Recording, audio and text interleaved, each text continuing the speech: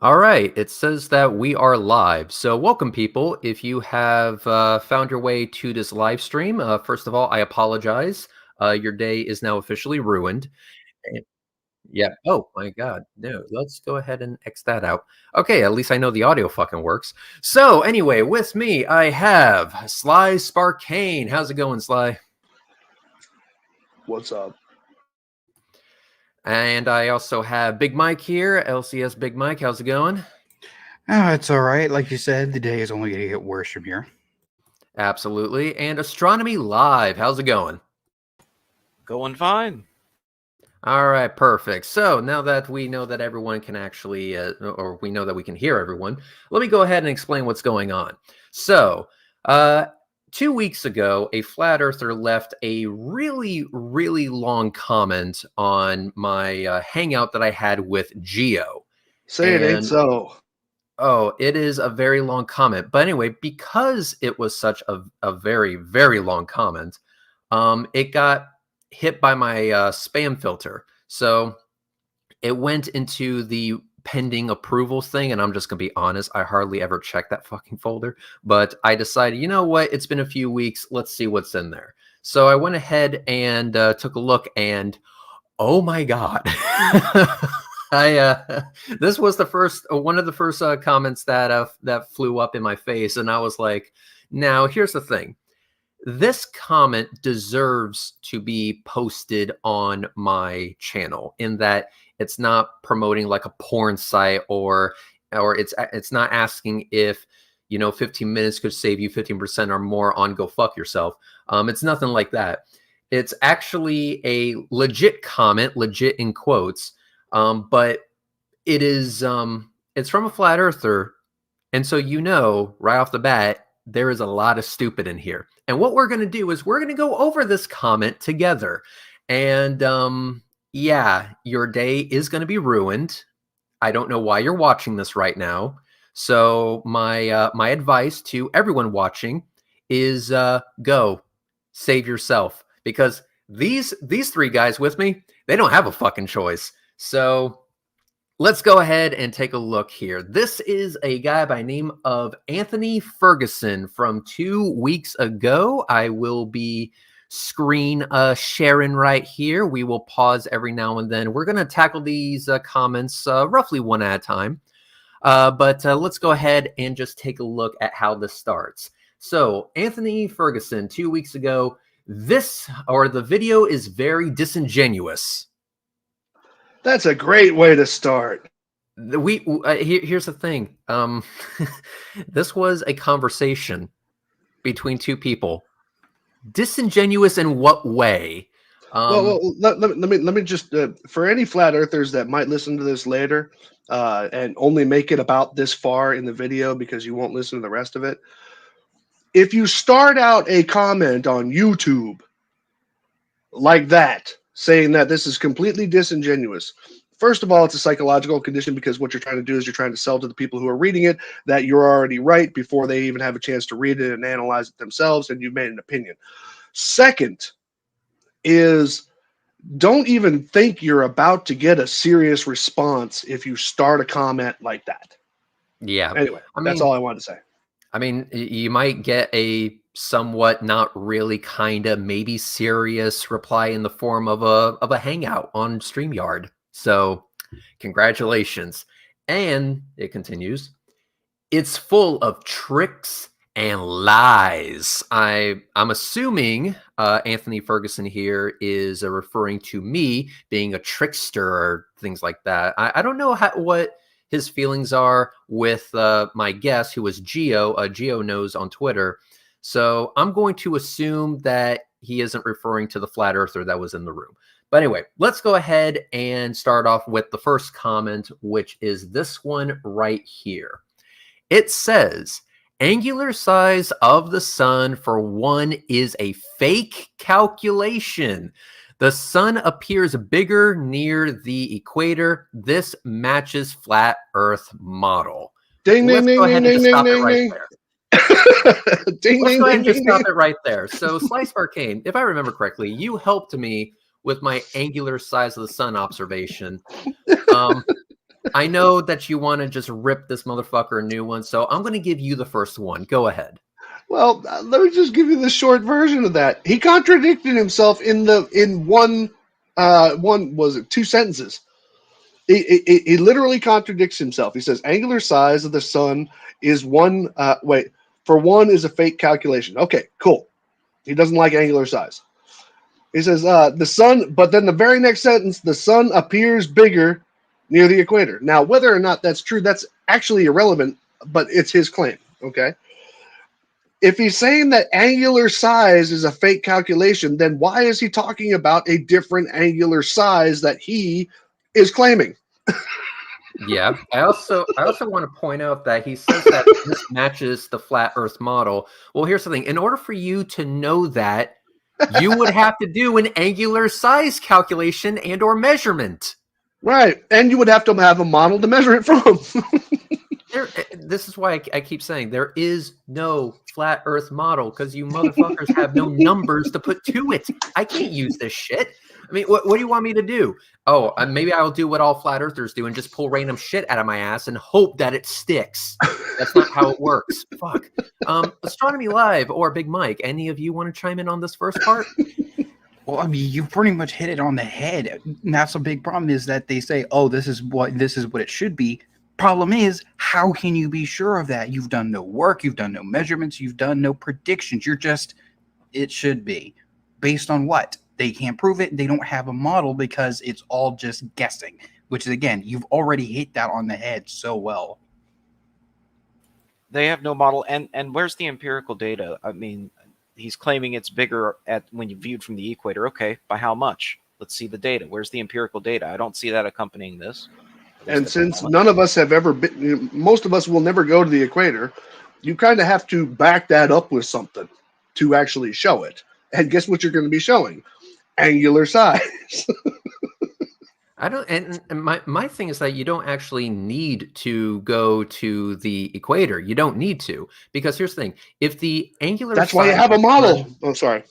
Well, exactly. You would need a fucking model, first of all. But so if you don't have a model, then you would just be going to the equator to verify what exactly. So, but you don't have to go to the equator in reality. Let's say that the Earth was flat. Let's just say that it was. Let's say we took a massive amount of shrooms and got absolutely plastered on that shit, and then we found ourselves, we woke up, in an alley behind a dumpster somewhere, and we found ourselves on a flat Earth. Well, if we were able to make an angular size measurement, which this guy says is fake or whatever, but let's say he's not contradicting himself here. Well, we're making a lot of assumptions already. But Yeah. That sounds like I know. par for the course.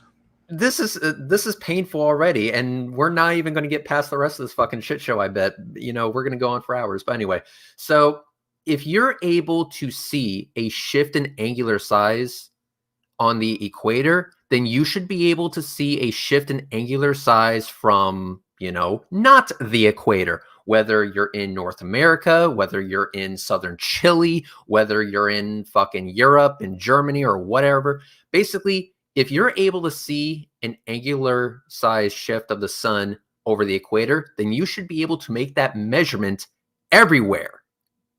It should it should be everywhere except for the North Pole, because it would be the same distance away from you on their bullshit flat Earth model. So And that's ignoring the whole fact that just because it gets further away doesn't mean it disappears. There's nothing blocking it. So it would still be there, just a lot smaller. Yeah, exactly. And on a flat Earth, And somehow the altitude doesn't scale. Go figure, right? Anyway, so what I'm going to do is I'm going to present again so we can read even more of this. This is going to be a repeat thing.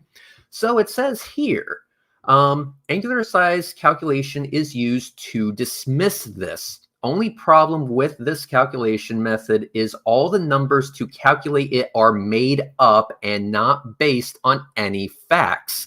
The numbers used are so large they make it appear insignificant. I'm a little confused at what he's getting at here, Okay, because let me go ahead and break this down. all right. The short version is that because of the fact that numbers are involved and calculations can be made, flat earthers like to dismiss the numbers and the calculations as being somehow tainted by the need to lie about the shape of the earth. And however, even though numbers can be used to arrive at these things, even being able to get a angle from one spot to another to judge something's angular size has nothing to do with calculations. I could do it with a compass. Okay, I could literally do it with a compass. And Reds, if I may share real quick here.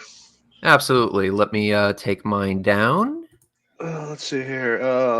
Where's that damn button again? Oh, there it is. Okay. Share screen. Boom.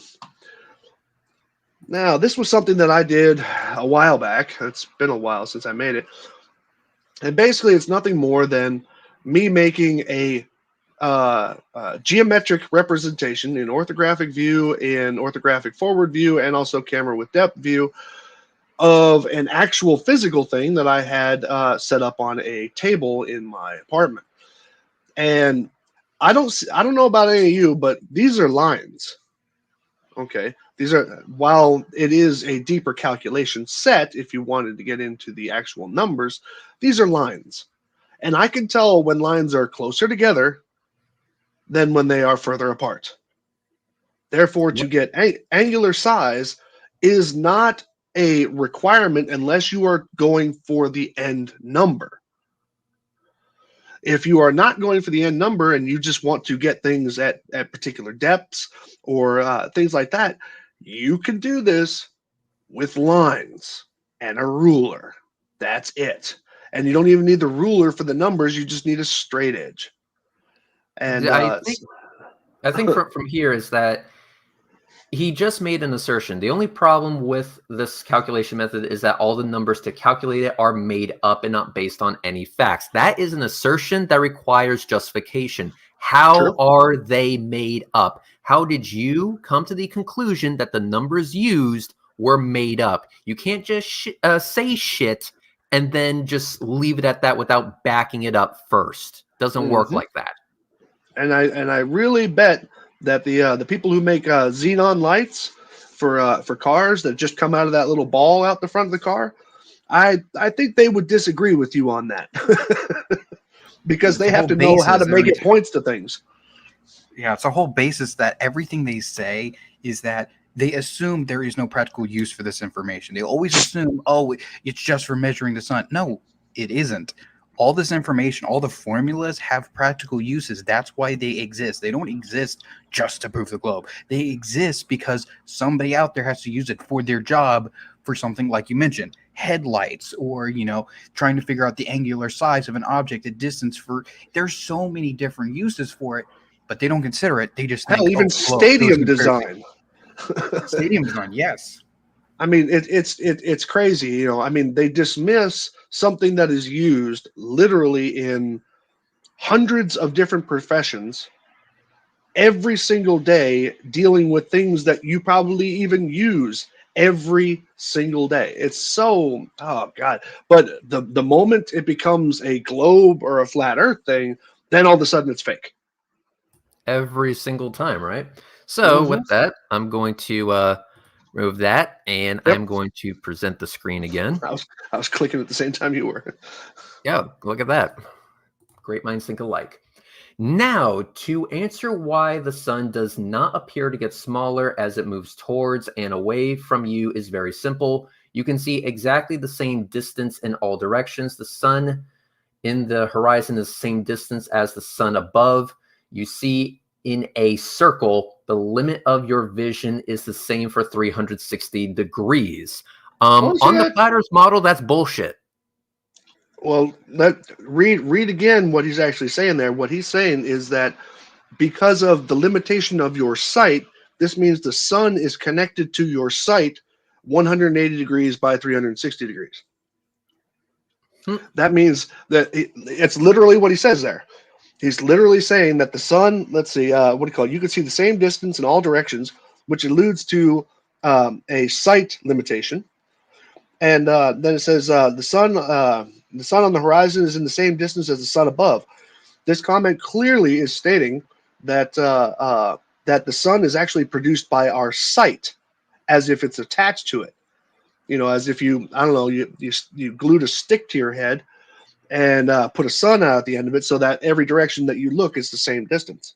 Yeah, what he's basically saying here is that between morning, midday, and evening, the sun is always going to be the same distance away from you. But on the flat Earth model, that is objectively bullshit. How can it be the same distance away from you at all time, and yet be the same distance away from all other observers at the exact same time? It sounds Talk like you about an basically just inherent described the contradiction globe. within your fucking model.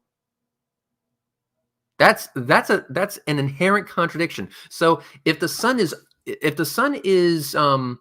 like in the morning on the flat Earth model, that is going to be one distance away from me. I did the math on this in the description of my original video, the one that Slice Arcana helped me with. Actually, you know what? Let's go ahead and just do this.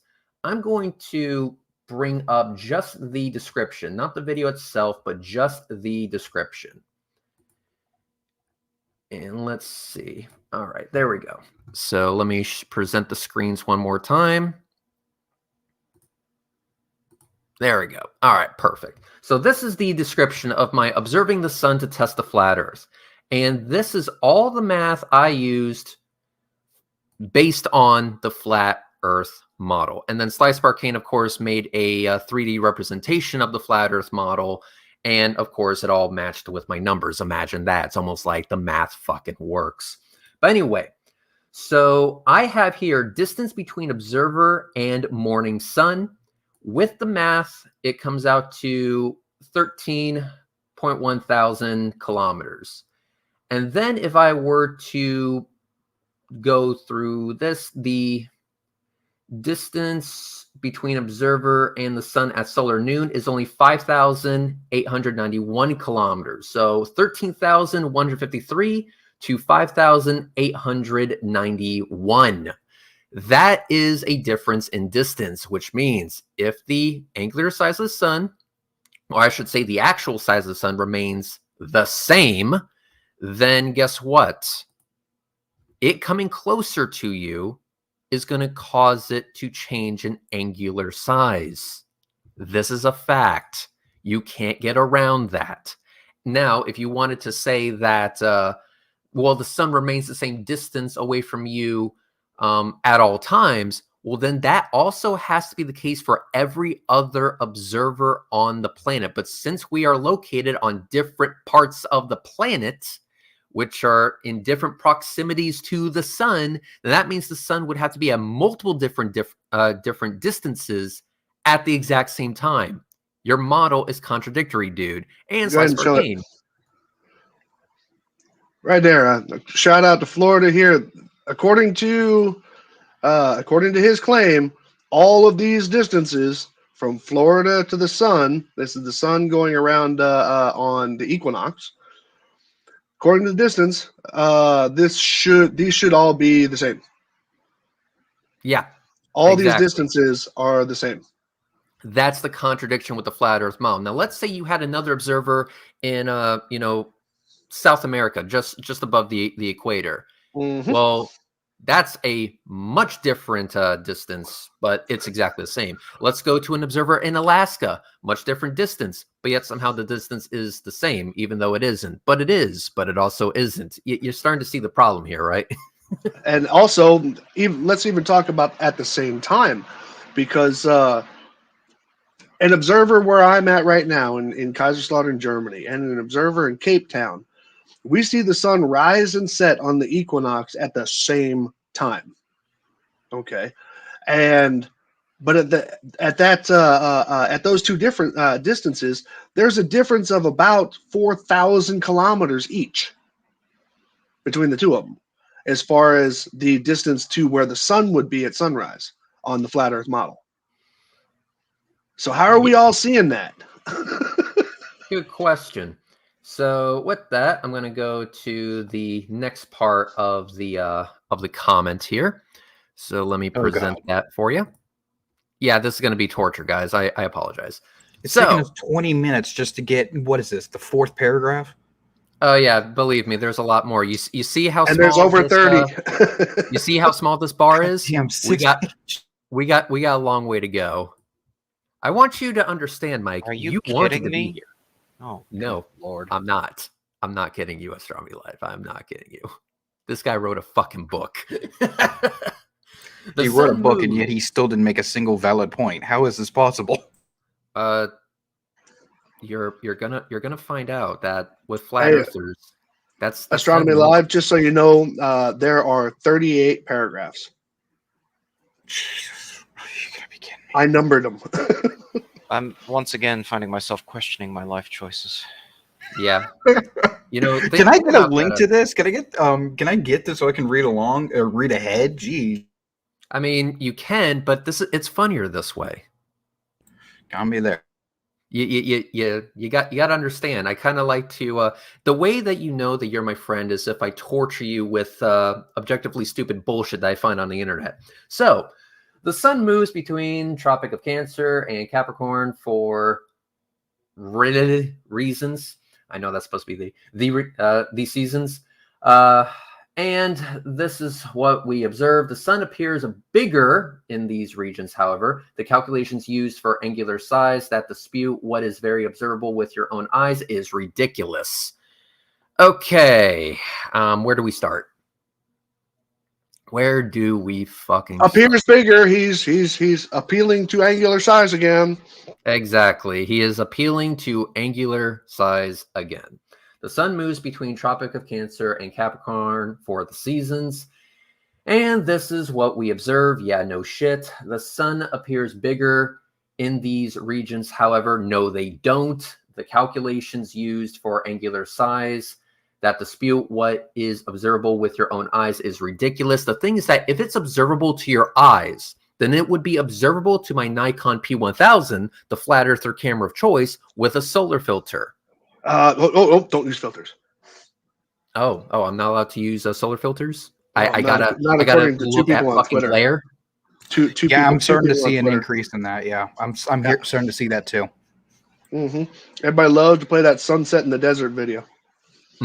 So just to be clear, Slice Barcane, I'm not allowed to use a solar filter, even though that does objectively cut down on glare, which could fuck up the measurement.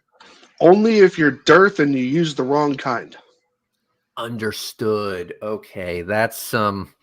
Little bit of context in case anybody's been around this for a minute. Dearth put up a drone, claimed he had a solar filter on it, and claimed to watch the sunset. When in fact all he did was get a very small portion of his very small field of view to that wasn't even in focus, that he loves to zoom in on, and is still not in focus, and is still not a solar filter. Yeah. So yeah, we'll just leave that there. Okay, so using tools that are right for the job is not nice of us. It's rude of us. It's wrong of us in some way. So Astronomy Because Live, I heard it on Twitter. I got it. So Astronomy Live, you know how you have that really, really big ass telescope that you know for a fact it's the perfect tool for the job to track, like, let's say Artemis 1, going through its mission around the moon and stuff. Well, apparently you need to stop using that because it's the right tool for the job. Oh yeah, no, I get that. I'm constantly getting comments that I should be using the Nikon P1000. Ironically enough, well, not constantly, but frequently enough. And I keep telling these people, no, the P1000 would be a significant downgrade for me, and that's why we made that video comparing the two. Yes, people need to watch that video. There's a reason why telescopes are better. I wanna go back Astronomy to Live. Basically, what they're saying is you're not supposed to bring a nuclear weapon to a knife fight. Okay, pretty much. Yeah, one person commented on my previous video, the one where I captured the lunar transit 2 days ago. They asked me, would you be using the Nikon P1000 if you weren't in the flat Earth space? So basically, if it wasn't for the flat Earth space, would you be using the Nikon P1000? My answer is fuck no. I would be using an actual telescope. Yeah, exactly. The just using the 1000 or the 900 is nothing more than, should I say, a easy to transport telescope with a video capability. I use it to generate flat Earth butthurt. That's the only thing it's actually good at. And so, don't get me wrong, it's good for what it is. But the only reason I use it is because it pisses off flat earthers when I capture shit with it that flat earthers don't like. Like, the Artemis 1 launch and the fact that the footage was so fucking beautiful that it got shared by Scott Manley, which really pissed off a bunch of people. It warms my soul. But anyway, Why did it I piss would off use Scott an Manley? actual telescope. Why did it piss off other people? Uh, Well, remember when Dearth was asking for people with a Nikon P1000 or P900 to record the Artemis launch to blow the lid on this thing? Oh! So you mean the only people it pissed off were people who were already pissed off? Yeah, pretty much. So there you go. Lying con men and people who make hundreds of over $100,000 on a lying and demonstrably false app, and then not use any of that money to test or demonstrate any of their claims, like even taking a booked trip to Antarctica. Yeah, okay. Yeah, Sounds legit to me, man. You gotta do as little as possible to convince them so you can make the most profit.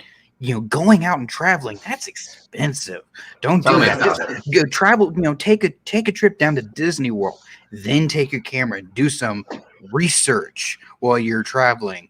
No, you don't want to go to Antarctica. That's expensive. No, you'll lose money. At the risk of going off the rails here, just getting back on. So the sun moves between Tropic of Cancer and Capricorn for the seasons. Yes, that is true, but you have to explain a mechanism for why that happens. You don't have one. And better. And this, hang on. Just got to get past this part. Hang on. And this is what we observe. Yeah, no shit. The sun appears bigger in these regions. However, that is false. The calculations used for angular size that dispute what is very observable with your own eyes is ridiculous. Again, if I can see a change in angular size with my eyes, which I don't know why you're looking at the fucking sun, you dumbass. You're going to hurt yourself. But if it is visible to your eyes, it should be visible to a Nikon P1000 with a solar filter. Point blank. And just to add a little bit of salt to that injury there, something that we've all already known and flat earthers absolutely refuse to even discuss or get on, and it's very simple. And as a matter of fact, now that you stop presenting, I'll just show this. These are the calculations that show, and these are, I realize they're numbers, don't get scared, but these are the calculations that show the change in speed that would have to be necessary. This is a required change in speed between the summer and winter solstice, respectively. The summer solstice, the sun has to move in order to complete its circuit around the Tropic of Cancer. It has to move at Mach 1.6. Now, this is a 30-mile size, roughly, what everybody's talking about, at Mach 1.6. Now, in the time that it traverses down to the Tropic of Capricorn, it has to increase its speed and somehow still provide longer days for the people in Australia and South America and Africa, to Mach 2.7. This has to happen. This is not even a guesstimate. This is a requirement to even maintain the validity in the argument to use the AE map as a flat Earth map. This is a requirement. Oh, look at that! You doing math like that, showing that a change of speed would actually be needed, and also going back to what I said previously, they would need to explain a mechanism for why that happens. Do they have one?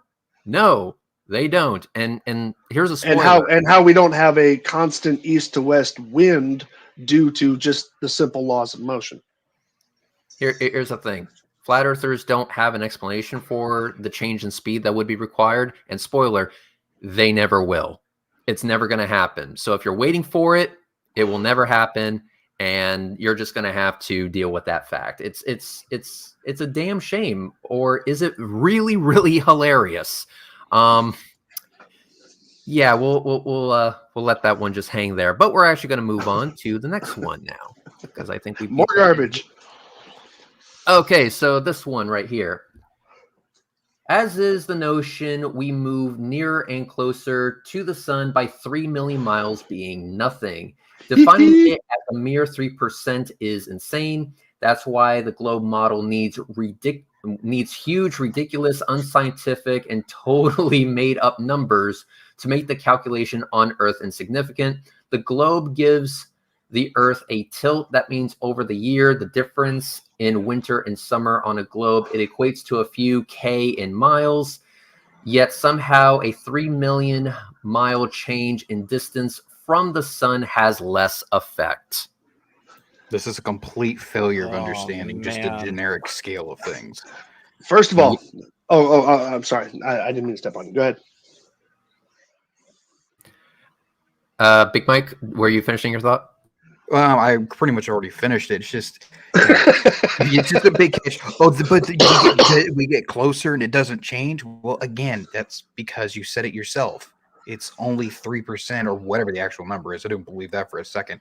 It's a small portion, so changing what gets the most has a bigger impact. That's very simple. In fact, you can test it. I can put a car, half a mile away, and if it's pointing directly at me, I will see the light. If I point it, move it forward 25 feet and angle the car's lights up, even just 2 or 3 degrees, holy cow, suddenly I don't get the majority of the light. Same deal with the sun. So the question that's being asked here is, why does the tilt have a greater effect on temperature than the 3 million mile distance? And so a good way of explaining that is with solar panels, because heat is energy. And that heat's coming from the sun. Solar panels will operate on the sun. So here's the thing. If you tilt the solar panels back away from the direct head-on direction of the light from the sun, you'll see the amount of energy you're able to produce with those solar panels fall off a fucking cliff. You can test this yourself. Can I go? Go ahead. Sorry. No, number one, him saying that defining it as a mere 3% is insane. Basically, what he's doing is he's acting off the word millions to make it sound more dramatic. I mean, obviously those are the numbers and all this, but 93 million reduced by 3 is a reduction of 3.2%. That's all it is. Okay, which means it would be an increase of a size by 3.2%. And now let me give you in context that most people would understand. If I stood in the end zone of a football field, and then at the other end zone, I had something that was, if I had a yardstick, the difference between those two, what do you call it? The angular size and also the math that's associated to it. And even if you did it physically, it would be 1 inch of that yardstick. Now, if you can tell the difference between 1 inch on that yardstick at a football field length, then you're better than most of us. Now, the other side is the rest of it, the 3.2%, that's just simple math. I mean, if you had a pile of, let's say, 93 hamburgers and you ate 3 of them, it would still be a reduction of 3.2%. If you lit a bonfire and took 93 paces away from it, turned around, took a measurement of temperature and light or whatever you want, and then took 3 paces towards it, you would not know the difference. Yep. So 3% versus tilting your like for example, have a light source. Have a light source that remains the same brightness. Grab a solar panel, move closer to it by 3%, and look at the difference in electricity you're producing. Then start tilting that bitch, and you tell me what has the greater effect on the amount of energy that solar panel is able to produce with that same exact light source. Just because you don't understand something, Mr. Anthony Ferguson, doesn't mean that we don't understand it. We have a pretty good idea of why things are the way they are, and we can actually prove it. We can demonstrate it. The solar panel example holds true. So get one.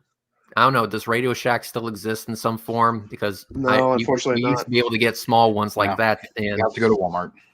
you have to go to Walmart. Okay, so basically, go on to Amazon or Walmart or whatever, and Probably get get Best yourself Buy. a hobby solar panel, whatever, or get one of those garden variety solar panels, and do a simple test. Have a light bulb in a dark room. Place that solar panel at a known distance away, like let's say 10 feet. Move closer 3%. 3% of that distance, move closer. Note the difference in the amount of electricity that you are producing. Then tilt that solar panel away from that light source and calculate the difference when you do it that way. Then compare the two values. What had the greater effect on the amount of electricity that you were producing? Was it the 3% distance shift, or was it the tilt, the angle shift of that panel? Oh, look at that. Slice Barcane, go ahead.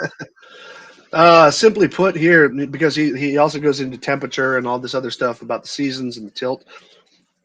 There's there's two very important things to remember. Number one, when you have light basically operating almost perpendicular to a surface, the intensity per, let's say, square inch is going to be higher than if you have it coming at a slant. And because of the fact that the Earth tilts and the Earth remains tilted all the way around the Earth, or all the way around the sun, that's going to cause a temperature difference because of the fact of two things. Number one, again, the angle is either cascading or it's directly hitting the Earth's surface, depending on which part of the year you're in. If it's cascading, then you're getting less oomph per, let's say, square inch. Whereas if it's coming straight at it, you're going to get more oomph per square inch. Now, the other side of it is that also the atmosphere plays into that. Okay, how much atmosphere, because atmosphere is a new medium, so it has to go through it. The atmosphere, when it's coming almost directly at you, the sunlight, it's going through less atmosphere than it would be going through when it's tilted away from it. And in this diagram that I have here, me up here in Germany, basically it's coming at it at one angle, or it's coming at it at another angle, depending on what part of the what time of the year you're in.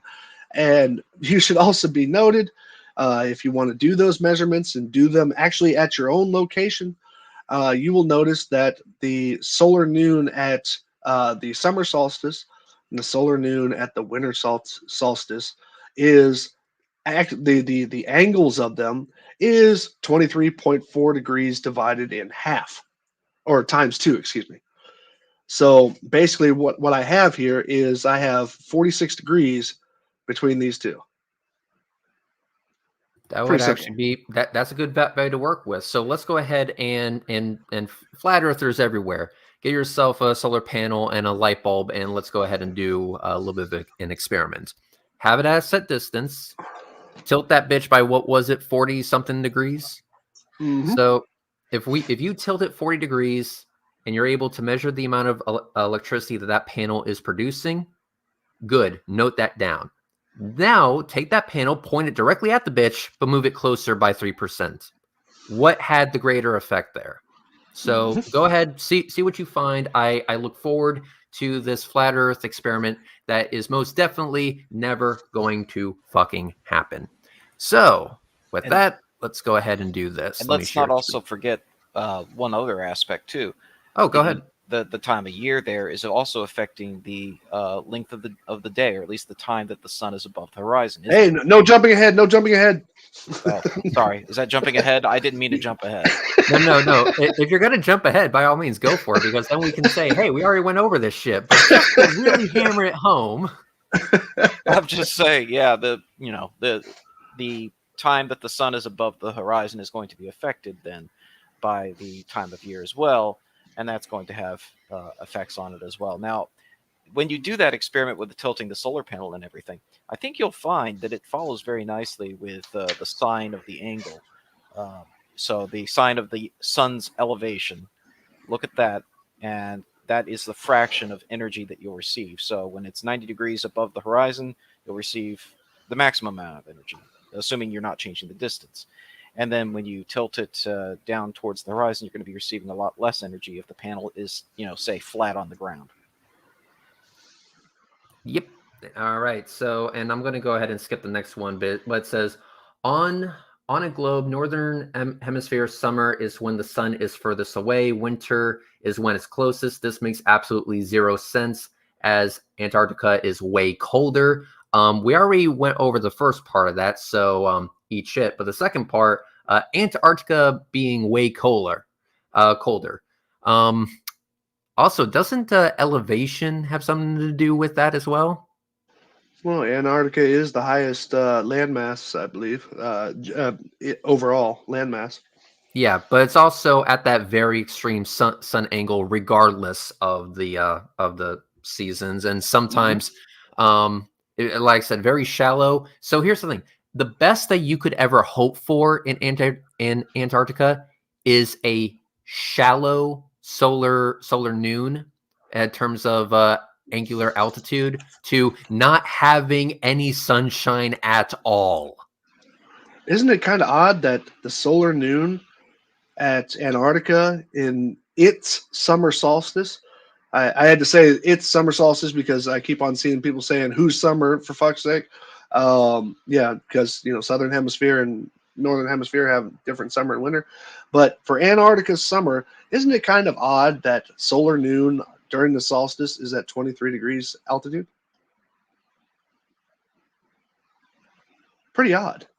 I wonder if that has something to do with the tilt. It's pretty low on the horizon all the time. Yep. It's pretty low on the horizon all the time, to so low that it's actually below it all the time. Welcome to Antarctica. Let's see. Oh, there we go. Look at that. It's been a while. Flat Earth math. I didn't. Yeah, see I saw there. that. Flat Earth math's in there. Geo's in there. Antarctica is the highest continent on Earth. Average elevation is 8,200 feet. Damn. That's big. That big. That real big. But Flat Earth math, you sexy son of a bitch. Damn, long time no see. I mean, you were my first man crush. And now you're in my live chat. I'm honored. All right, let's go ahead and move on. So let's see. All right. Globe science is completely backwards. It defies all physics. He's about to explain physics to us. You have to believe a ship going from the southern hemisphere has to travel uphill to go over the wider equator. At the same time, that water at its highest point at the Earth bulge equator is actually moving upwards with it. When in any reality, water travels to its lowest point and to dead level. Rivers do not flow backwards around Earth curve. Water finds a level always. Water doesn't find anything. It's not cognizant. This is just a bunch of claims with nothing to back it up. Oh my gosh. Slice Arcane, look at that. You might have thought I was ready for this. Maybe. But yeah, so Slice Arcane, being that flat earthers seem to believe that water has opinions and or feelings, what are you showing us here? Well, aside from the fact that water is not cognizant, so it is not seeking nor finding anything. Everything having to do with water, it has to do with everything having to do with the rest of the planet, which means that it is subject to gravity, and gravity is pulling it down as far as it will go. And if there's an opening, let's just say if I put a hole in the bottom of the ocean to a cavity below it, then guess what? That water would continue to go downwards regardless of what its surface looks like. Second thing is that flat earthers absolutely love to discount the fact that gravity pulls in from all sides. So therefore, the entire argument of one is upside down or one is going over a hill, because they like to call the bulge between 2 points a hill, when in fact gravity is pulling down at all points equally, and so there it's not a hill. Okay, it is an arc, where with that arc, those degrees of that arc, the vertical changes to each spot. So south is not downhill, north is not uphill, and gravity does not go from north to south. If it did, that would be really cool if I let go of a ball and for some reason it shot off to the southward. So that's. I honestly have absolutely nothing to add. You fucking nailed it.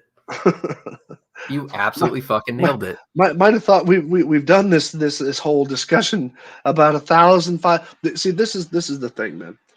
This dude, Anthony Ferguson, this dude has done no research. Yeah. Has done absolutely, and I'm going to say this clearly, absolutely no research beyond maybe going to Dubé's website or listening to an asinine 3 or 4 hours of Globebusters. Okay, because all of these claims, these are not new claims, and they're not even difficult to research. And you can even research it on websites and experimental things and all this that have nothing to do with flat Earth, nothing to do with it, and you will find these exact same answers. This is not news. This person who wrote all this stuff has accumulated a top 30 of the things that he has heard and was convinced of by someone else, and has done no research to check any of it. So so what you're saying is that this is a discount version of the 200 proofs. Dude, you know what this is? This is basically, he's cheap labor for people making money off of this. Okay.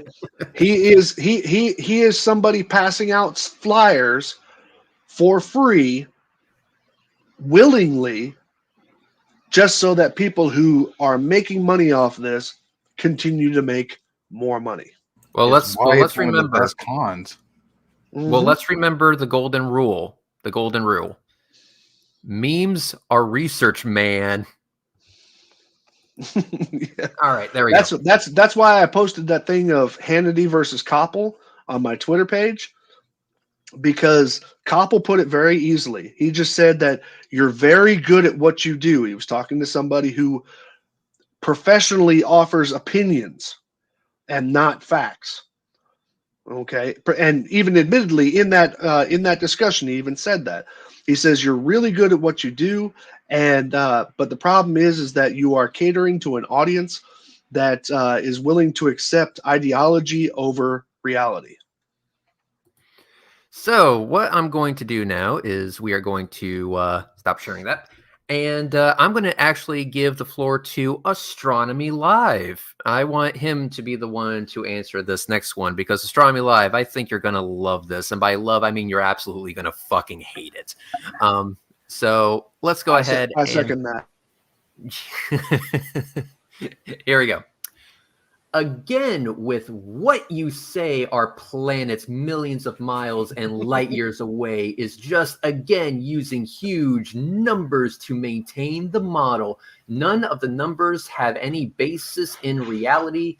Inverse square law in light proves you cannot see 1,000 things that science says. I'm assuming you mean stars.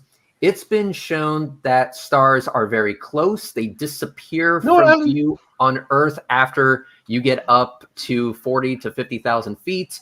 You keep appealing to authority that is fake. I think it is fake. The moon should have a luminosity of around 77 lumens with another 77 zeros added to it. If you're on the moon, misunderstanding. Yeah, no light gets duller as you get closer. Again, you are using totally backwards science that defies physics. Astronomy Live. Stolen concept. Oh, sorry. Yeah, I'll tackle the whole inverse square law when we get to that, but I'm going to give Astronomy Live, since I'm sure he's going to love this.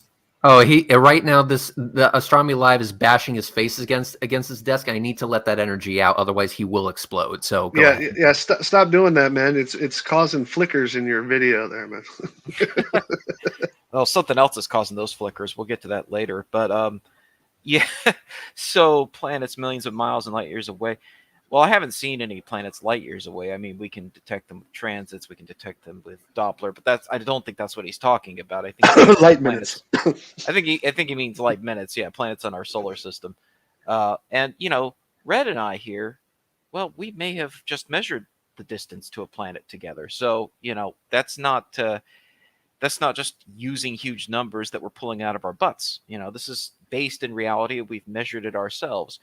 Inverse square law says that you cannot see 1,000 things that science says. I don't think he understands what inverse square law actually means and how it actually works. And you can use inverse square law to calculate how bright the planets and other objects should be. Fun fact, I've put out a spreadsheet for calculating the expected apparent magnitude of the Orion capsule on Artemis 1 because I anticipated that people like this would say there's no way I could possibly see it from over 400,000 kilometers away with a telescope that an amateur can use. Well, the fact is that, yes, you should be able to see it from 400,000 kilometers away, given its size, given its reflectivity, given the brightness of the sun, and given the distance. So you plug in the numbers, you actually do the math, yes, using the inverse square law, and you find that it should be about magnitude 18, hopefully. Depends a bit, of course, on the attitude of the vehicle and how it's reflecting sunlight back to you. But yes, it should be able to achieve about magnitude 18, even at its furthest point from Earth, which is entirely within the grasp of amateur telescopes. You can easily see stars with a sufficiently powerful amateur telescope that are that dim, which is how amateurs are able to contribute to the tracking of newly discovered asteroids, which are sometimes discovered as dim as about magnitude 21 or so. So yes, it is entirely possible to see planets even by naked eye. You can do the math yourself. The formulas have been around for ages, and you can go back and look. You can look up equations for calculating the magnitude of planets, again using the inverse square law, that predate NASA in a variety of libraries. And oh gosh, what was the guy's name? Shoot, I want to say Danth. I'll have to look it up. I might be a little off there, but there are well-established equations for predicting the magnitude of the planets that have existed for over a century. As for the stars being very close, that they disappear from view on Earth after you get up to 40, 50,000 feet, I mean, hilariously wrong. Exposure. Exposure. Hilariously wrong. I don't, yeah. If he's ever flown on a plane at midnight, he'll immediately know how full of crap he would be. But usually those are below or at or below 40 to 50,000 feet, right? So it depends on the flight. Depends on the flight. That's true. There's a bullshit line there. Right. Well, as more people start to take trips into space, like the Inspiration 4 crew, I mean, there's a completely civilian, amateur astronaut, if you will, team that flew into space on a SpaceX Dragon well above 40 to 50,000 feet. And yes, if you ask them, they will tell you that, with the lights off, once they got dark adaptation, all the rest, I guarantee you they could see stars through that nice big cupola window they were looking through. So there's that. But if you don't trust them, let me ask this question. I discovered, and I hate to toot my own horn here, but I discovered Comet P2016J3 Stereo, now known as Comet 414P, a periodic comet that I discovered while it was on the opposite side of the sun from the Earth before it could be seen from the Earth. I discovered it with a stereo spacecraft on the opposite side of the sun from Earth. How did I do that if these missions are fake, if you can't see stars in space, etc.? I discovered it in heliospheric images taken by the stereo spacecraft, again, before it could be seen from the ground on Earth.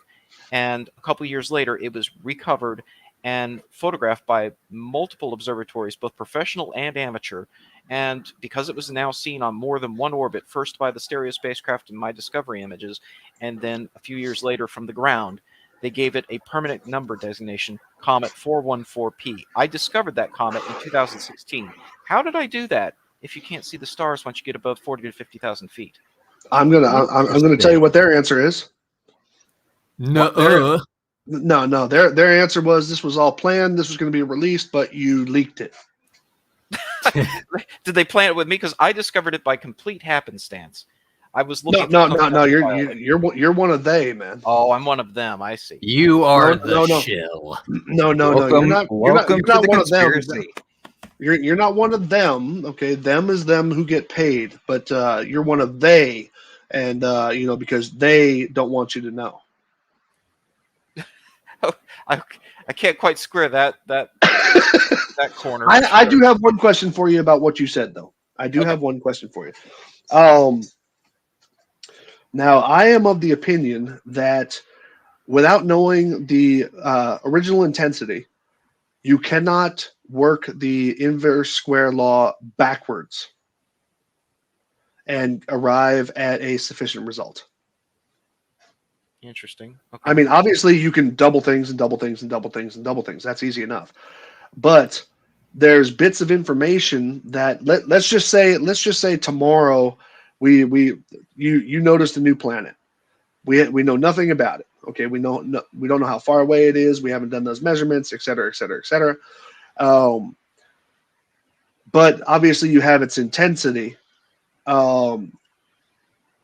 Without key pieces of information, you can't reverse the inverse square law and arrive at a even satisfactory result. Is that true? I'm going to say that, and I've worked on this question because somebody asked me, so I try to do it myself. And you are right. You can't work it backwards unless you have specific already present piece of information. For example, and I'm sure we're going to get to this in a minute, the whole, the lumens from the moon. Well, the problem is with the lumens in the moon, that's only really possible because the Earth and the moon are in the same rough general orbit of the sun. Therefore, the amount of light they get are equal. Therefore, you can work, but you need to have, like you said, the original amount of lumen, the original intensity, because without that, you can't work back. You need to have you have to have that common ground, and then you can use math. But without it, then you're working, again, doubling it just won't work. And especially since we're going to get to this, doubling it like that also doesn't work because you're missing very fundamental pieces. You're missing fundamental aspects of the inverse square law because it is still limited. There are still limitations. Like the angle density and all that stuff, right? And there's something, so I'm going to skip ahead a little bit because where we're going with this with the moon, there's another key piece that is overlooked in the simplification of trying to treat it with the inverse square law, and that's the fact that the moon is not a point-like light source. It is an extended source, okay? And as you get closer to the moon, what happens? Well, the angular size of the moon increases. The light is now distributed over a much wider portion of the sky, and when you get really close, when you're on the moon, it's not like you can see the whole side of the moon facing the Earth, right? Only a tiny portion of the moon's surface is actually reflecting its light to you. And so, no, you can't. If you just treat the moon as a point light source and pretend that you're going to land on it, then you're going to come up with an absurd number, right? But it's garbage in, garbage out. You have overlooked the fact that the moon is not a point light source. It is an extended source. You can figure this out. You can see this in practice real quick. You do that math, and here's the thing. The moon is a reflection. It can only reflect light. It does not generate. As much as they want to claim, it is not plasma. It only reflects light. As a result, assuming the moon had a perfect 100%, it was effectively a mirror, it could not be brighter than the sun. So therefore, any formulas or any calculations you get that generate more light than the sun, you immediately can dismiss because obviously you look at the sun, you look at the moon, it is not bright. The moon is not brighter than the sun. So it's just in plain text. In plain text, your calculation you done fucked up somewhere. Exactly, and as a result, and funnily enough, you plug in the rough albedo of the moon, and it does actually match up to that of a full moon. But you guys are forgetting something: the magical magnifying glass. Of course, it's going. Of course, as you get closer to the moon, there's this magical magnifying glass that we have no evidence for, and it focuses all of the light right at your fucking face. And so, as you get closer and closer and closer to it, this magnifying glass magnifies. See what I did there? And eventually, you get burned to a crisp. Well, it's you know, Mic drop. There's an interesting sort of analogy that I've heard before, which I think really illustrates the problem with that thinking, and that is that if you say you have a huge telescope, right, and you point it at the sun, right, it's going to burn everything down on the other side of it, right? It's going to fry all the ants, it's going to fry all the leaves, etc. Let's say you build an even bigger scope, it's going to get an even hotter spot, right? How hot could you theoretically get it? You could never exceed the temperature of the sun's surface, no matter how big the scope you build. It would be as if the point of light that you're focusing on were surrounded by the sun's surface, the heat of the sun's surface all around it. If you could theoretically build, a gigantic telescope, that's as good as you could possibly get it. So by the same token, you're never going to be able to magnify the moon to the point that it's, a death ray, right? It's never going to be able to exceed the heat of the moon's surface. So that is a fundamental limitation in collecting the light of one light source and trying to focus it to a point to, say, heat something up. Okay, And, so I'm going to give Sly Sparkane the floor here. All right, real quick. So I have a lux meter, and I enjoy learning about the inverse square law and how it's measured out and what it looks like in a graph and all that other stuff. It's really kind of fun. This is actually a sneak peek to a challenge that I'm putting at the end of Quickies 8. Kind of like I did with the distance one, only this one's different because I've heard this claim reintroduce itself, which means that I don't know, Bob got bored and decided he was going to bring it up again or something. I don't know, but okay. At 4 meters away, at the end of this, this is a hallway in my apartment. At 4 meters away, that's that exact same ball that I used in the distance experiment. Yes, I still have the damn thing. And I have a high intensity flashlight, collimated, pointed right at it. Collimated meaning that it just so happens to fit a paper towel roll over the external dimensions of it. So it's only shooting at the light thing, or the light cover. The light cover does have a flat white paint on it, so that's why it doesn't have a hot spot. Now, here's the thing. I am 4 meters away. At 4 meters away, I have 4 lumens. Okay, right here on the thing. This is actually the lumen meter pointing at that light. So I have 4 lumens at 4 meters away. What is the light? Because I brought it all the way up to the actual surface thing. What is the lumens at that distance? And yes, I do have actually the reading, and this is something that I'm going to put out later. The only so anybody who's watching this is getting a head start, and this means you, Flat Earth Math, because I know you like this stuff. So at 4 meters, I'm getting 4 lux.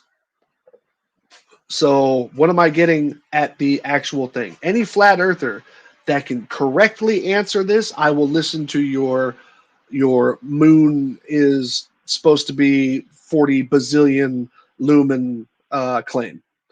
Okay. So anybody who can, and this is a controlled experiment, which means that there's no guesses involved in this. I know the distance, I know the lumens, I know the equipment being used. Okay. You're asking them to actually do math. Well, if I can get, well, I mean, didn't this guy actually rattle off some numbers? Hold on a second here. Where was that? It was 77 lumens, and then when you're actually on the moon, it would be 77 lumens with 77 zeros added to it. Okay, so that means that all it was that he multiplied it, or he did his duplication. How many zeros? 7 zeros. 77. So 77. So however many zeros, that's how many steps times 100 you did. Okay, that's all they did. That's all they did. So they used a increment level that was just basically, I'm going to say, pulled out of their ass, and multiplied each lumen from the Earth's lumens that were picked up by a lux meter to times two, times two, times two, times 10, all the way up till they got 77 zeros behind it. Yep, And pretty much. that's literally, it's pulling it out of their ass. They are. And for that, yes. So thanks for the challenge, Sly. Can't wait to see the video. When do you think you're going to have it uploaded? I'll probably have it up next week.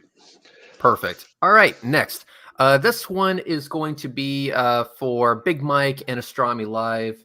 Astronomy Live, I know that you recently made a video, and this comment is basically answered by that video. So if you want to go into detail on it, you can. And Big Mike, I know you're into this shit as well.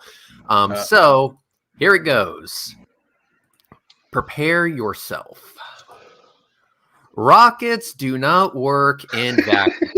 He is correct.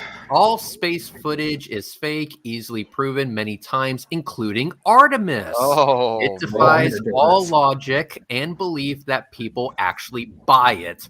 What navigation do the spacecraft use? What kind of Wi-Fi? Oh, fucking Wi-Fi! Wi-Fi is sending video from Mars.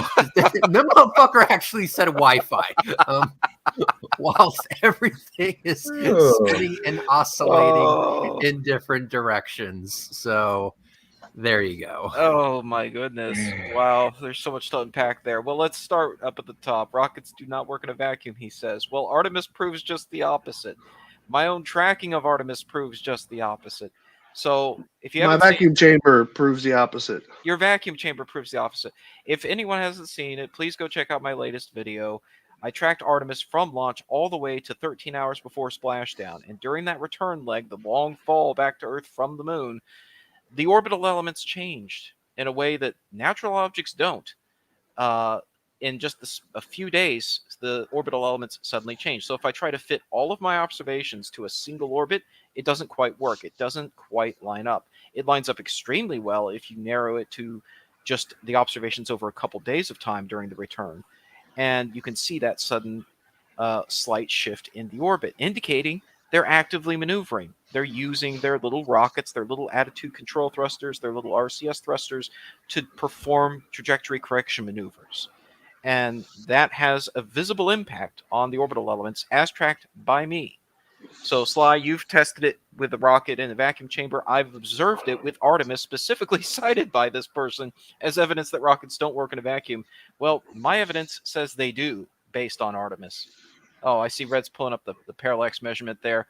Yeah, and if you skip to the end of the video, Red, towards the very end, I transition the orbital elements from one set of observations to the other set. And what the major change that you see there is that the semi-major axis changes. The semi-major axis up at the top left with the small a, 205,085.385 kilometers, that's the semi-major axis of the orbit, that changes by about 1,000 kilometers as a result of the trajectory correction maneuvers.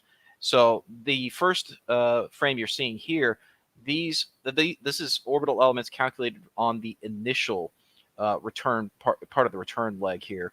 The observations in parentheses, those are the residuals that are not being included for the purposes of calculating the orbital elements. They're only being shown to show how well the orbit fits those observations, but they are not driving the orbit determination. And they get larger and larger over time. The residuals get up to about 182 arc seconds by the end of it from my own return observations just before splashdown, based on these initial orbital elements, because they actually changed the orbit a little bit. So if you go ahead just slightly in the video after I've transitioned it, the parentheses will switch to the first observations. Okay, that's the whole fit. Keep going a little more, I think. Yeah, okay, so here. So in now the first observations are the ones in the parentheses, and you can see A up at the top left there is now 206,018 kilometers. So this is the final orbit after the trajectory corrections during the return journey, almost just before splashdown. And I'm able to predict the splashdown point. I'm able to, or at least the entry interface point. The splashdown point is driven by how they flew through the atmosphere, all of that, which I'm not accounting for. I'm just saying, Sir Isaac Newton's in the driver's seat. Where is it going to hit the atmosphere? That's where 26 degrees south and 240 degrees east, or I forget what that is in west longitude. But in any case, it hits about 120 kilometers altitude at that point, starts to hit the atmosphere. So that lines up very neatly with what NASA said about 3,500 nautical miles south of San Diego. My observations say that it does work in space. Sorry, go ahead. I also shared the link to this video in the live chat, so you guys can go there and watch it. Please do, and do the whole like, subscribe thing for the algorithm. It helps out. Thank you. Yeah. Now, Big Mike, do they use Wi-Fi? No, they do not. Oh man, it's like this person has never heard of radio before, radio waves, or anything of that matter. In fact, it's something I've been noticing a lot with flat earthers lately. They seem puzzled by the concept of radio control and RC devices. It's just like you're seriously puzzled by this child's toy. It uses radio waves to transmit a request or a command, and when a radio receiver picks it up, it converts that into data, which acts on that, acts on it. In fact, its technology so old, we used it in World War II to remote control bombers. Holy crap, this is not rocket science. And I also love how he's just the whole problem of, it's so difficult to do this, with us spinning and spinning and twirling. Mate, radio outside. doesn't care what you're doing. You listen to the radio while you're driving in your car. Here's a bigger problem, though. Go outside. Let's say Apollo. We went to the moon. We were managing to talk to the astronauts, but we're all moving. Point at the freaking moon. Just stand there. Point at it for an hour. How difficult is that? It's while the Earth is spinning and all that crap, and oh my gosh, look how difficult it is. You just keep pointing. We can't just continuously point at the moon. That's what this flat earther is actually. How can we manage such a thing? How is that even fucking possible? Like, are you high, dude? Do you think your radio station is pointing at your car? Nope. But to be fair, that is a misunderstanding of how different types of radio waves. You have omnidirectional receivers, which is typically what you see with direct TV, dish TV and all that. And then you have omnidirectional, which is the stuff your car receives. Now, typically, direct transmissions are higher frequency. Get into the XM broadcast frequencies you typically see for, again, satellite TV and stuff like that. However, you get into radio waves, for your car, that's typically far, far lower, probably I'd say 1/10 of the speed of XM radio waves. And it's just a complete misunderstanding of how radio waves and all that work. Okay, I'm presenting something on the screen here. These are just two of the things. These are covering what I can only imagine is his Artemis footage lie arguments, because these were brought up by, I believe, Flatzoid, Mr. 11 Frames himself, and there was somebody else I think that was bringing these up. Number one, there's a piece of footage that shows the hull of Artemis, and it looks like the moon in in its phase was being seen through the edge of Artemis. Excuse me. But the fact of the matter is that nothing more than the nearer objects to the camera that's sitting on Artemis are going to be blurred, because that is not what they intended to focus on. It's something close. So here's what I did was I just put up a board and put a camera on it that I can fix the focus on. And this is way down the street from me. This is the apron over a car wash, which just happened to be in a half moon phase, I guess you could say, at least for the purposes of this demonstration. I focused on the apron, the near object blurred, so it looks like it's dipping below it. However, when I put the focus on the edge, then you can see that the edge is just fine. It's a solid piece of wood. Okay, so that's the end of the argument for the moon supposedly going into the CGI foreground. or it being superimposed on top of it. The second argument is, and this is a rather popular argument, is like some of the early images. I did this in 3D. I've been waiting for a sunny day. What do you call it? We haven't seen the sun, at least outside of work hours, for quite a few weeks here in Germany. But I did this in CAD. They're saying that because of the fact that the shadows seem to go almost vertical in the foreground, and then the sun looks like it's coming down from this way on the earth. Now, I can tell you right now that this right here is one single light source coming at what's called a direct light source, which means it's not coming from a single point, but rather all from the same direction. And it works just fine. I have made a smaller mock-up of this. I do not have a photo of it this time. I made a smaller mock-up of this, 3D printed. And what do you call it? And I have an exercise ball, and I'm going to go out and show just how simple this works, because of the fact that what the claim is ignorant of is the size of the sun and the angles at which the light hits both compared to where the camera is sitting. So those are his Artemis footage is fake proofs, and I challenge him to bring up any other ones. Yeah, it's to the point where, well, he made the claim that it defies all logic and belief that people actually buy it. People don't just buy Artemis. People have proven, keyword there, proven that Artemis launched. I was there to see that bitch light up and launch and all that. I was there like 2 miles away, or maybe even, I don't know. I was about as close as you can get. So yeah, you were as close as you can get before, getting a really, really rapid tan. And burnt to a crisp. But we also have Astronomy Live, who was able to track it throughout its entire mission, and also show that the orbit changed, meaning that, yeah, rockets work in space. Engines that were on, they were actually able to do shit. Yep.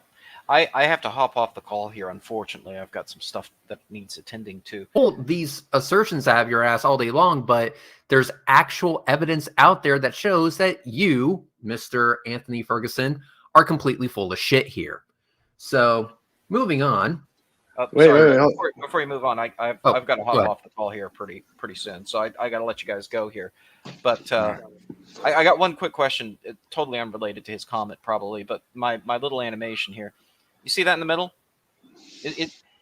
That right there, that's Polaris. Now, gentlemen, would you tell me, does that look like it's not moving, or would you say that it looks like it's been motion blurred?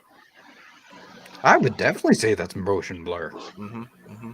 And the little trails, all the other stars, including Polaris itself, Star trails. Star trails, are they heading in the same direction in the two pictures, or are they going in slightly different directions? That's cool. Yeah. I got you. Slightly different. I see, like, for example, the Polaris is going more straight down in the first and kind of off to the left in the second. Yep. These images are these compared over like 2 different nights, or? Yes, 2 very different nights. In fact, the one was taken in 2012 and one was taken last night. You can actually see precession occurring over about 11 years of time. So I'm going to be putting that. That is awesome. Yeah. Yep. I'm going to be putting that together in a video, and that'll be coming on my channel in the future. So look forward to that one. And there's going to be a little bonus objective that Red knows about, but we'll get to that later. I'm not going to spoil that. There was more juicy stuff coming in that video. Yeah, it'll also be used in the new video that I'm also working that revolves around the project that required me to travel all the way to fucking Colorado, but that'll be for later.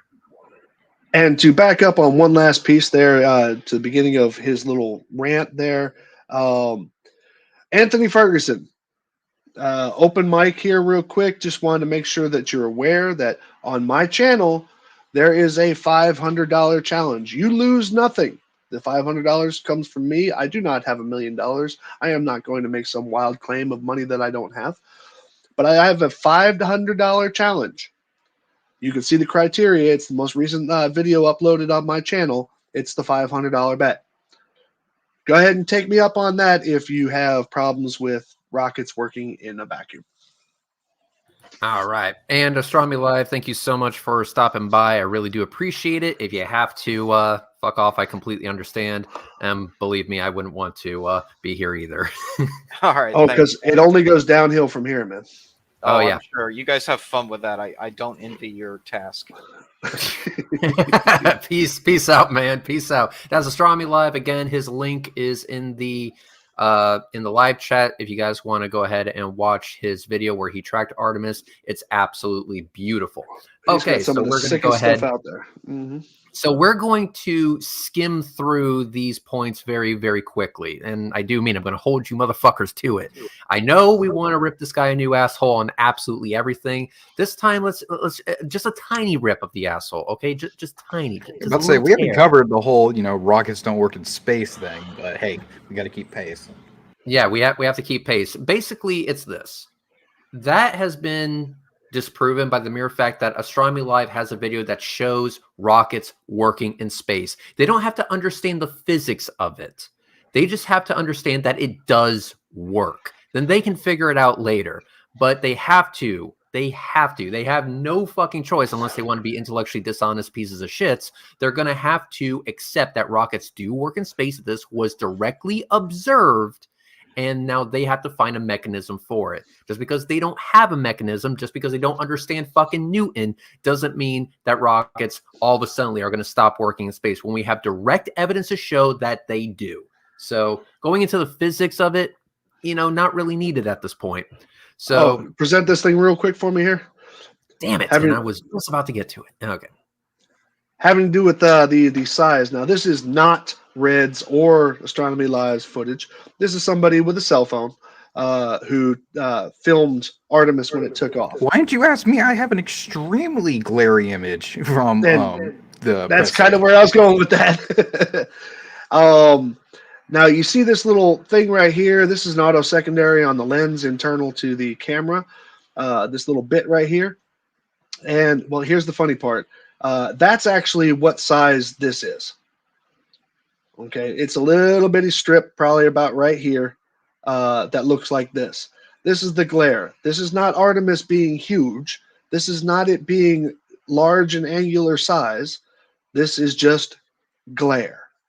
And when you're not prepared for the glare, then it looks wonky. So anyway, sorry, that's all I wanted to show on that. All right, so let's go ahead and skim through these few points. Just going to go over them very quickly. All right, a TV news truck has much more tech and bigger dishes to send signals on Earth. I fucking disagree with that. You lot actually believe Nixon called the moon on a landline. I got it.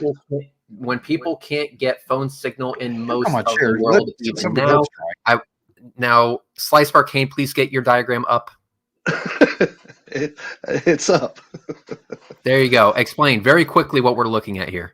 Okay, I used to be in the United States Army in Signal Corps, and I have done communications links and organized communications links that were far more impressive than the one that was done with the with Nixon talking to the gentleman on the moon. Quite simply here, I'm just showing a quick little diagram. I just pulled this one up because I've had to design this shot before. Basically, if I had a DTMF phone, that means dual tone multiple frequency phone, I can run it through a commercial carrier. That commercial carrier can get picked up by any kind of military or transmission van.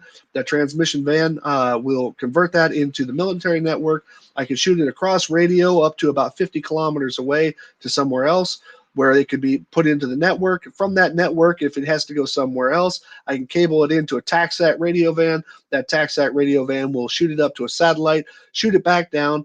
It'll be picked up by the other TACSAT radio van, go back into another military network, come through a radio link. That radio link can go out to another transmission and receive van. And then I can shoot that out over an omnidirectional antenna to be picked up by a truck where somebody with a SINGARS radio could sit there and talk, push to talk with their wife all the way back at home.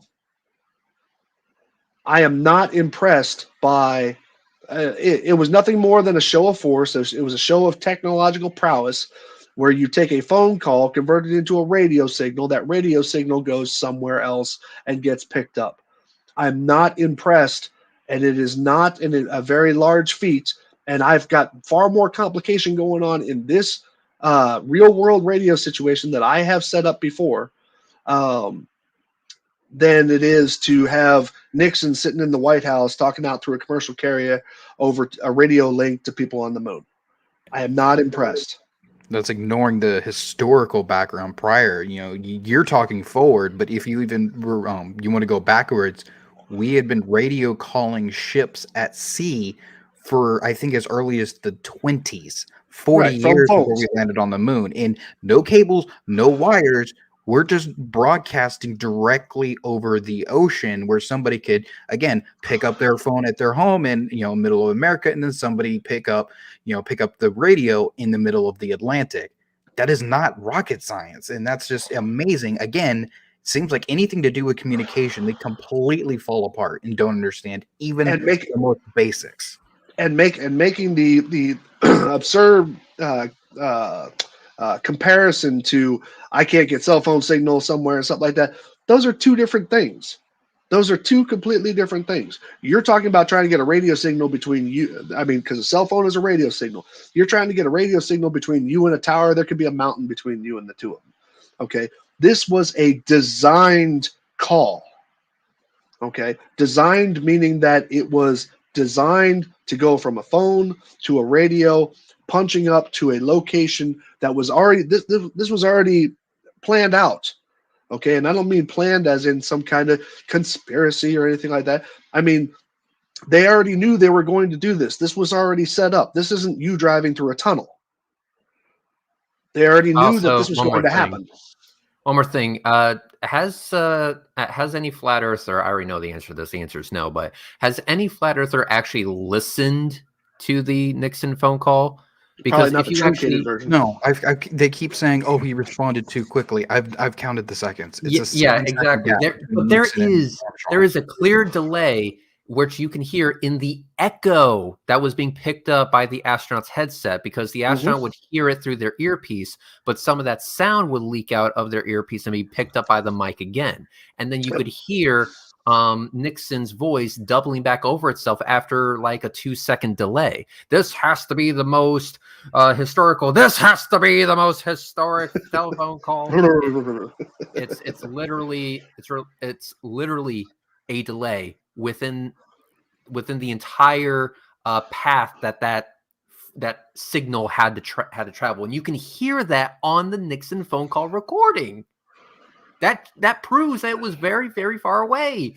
We're talking fucking light seconds here. Fuck. So anyway, this kind of shit is irrelevant, but whatever. We'll read it anyway. I believed in the globe. Good for you. Something went very fucking wrong when you stopped. I now see it as ridiculous. The more I learn about the globe model, the more I realize it is ridiculous. It's just been driven into people's brains since childhood so much they can't let go. Globe model makes absolutely zero sense. Time zones are ridiculous and prove the globe without a doubt to be a lie. Every sun and moon and night map that are real time uses flat Mercator map that all use an absolutely ridiculous day and night Terminator line. Okay. I'm going to play something in the background. The fucking app that doesn't work in any way.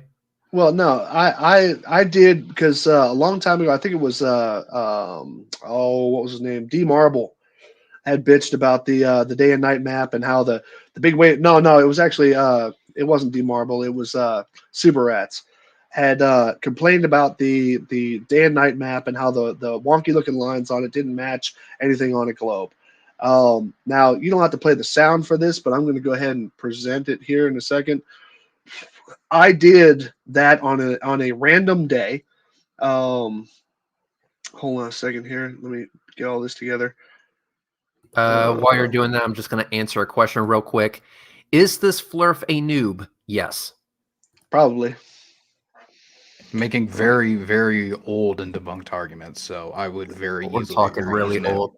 Okay. Like this guy basically took a swan dive into the Flurf pool recently, and he has failed to realize at this point in time that that's not water, that's piss.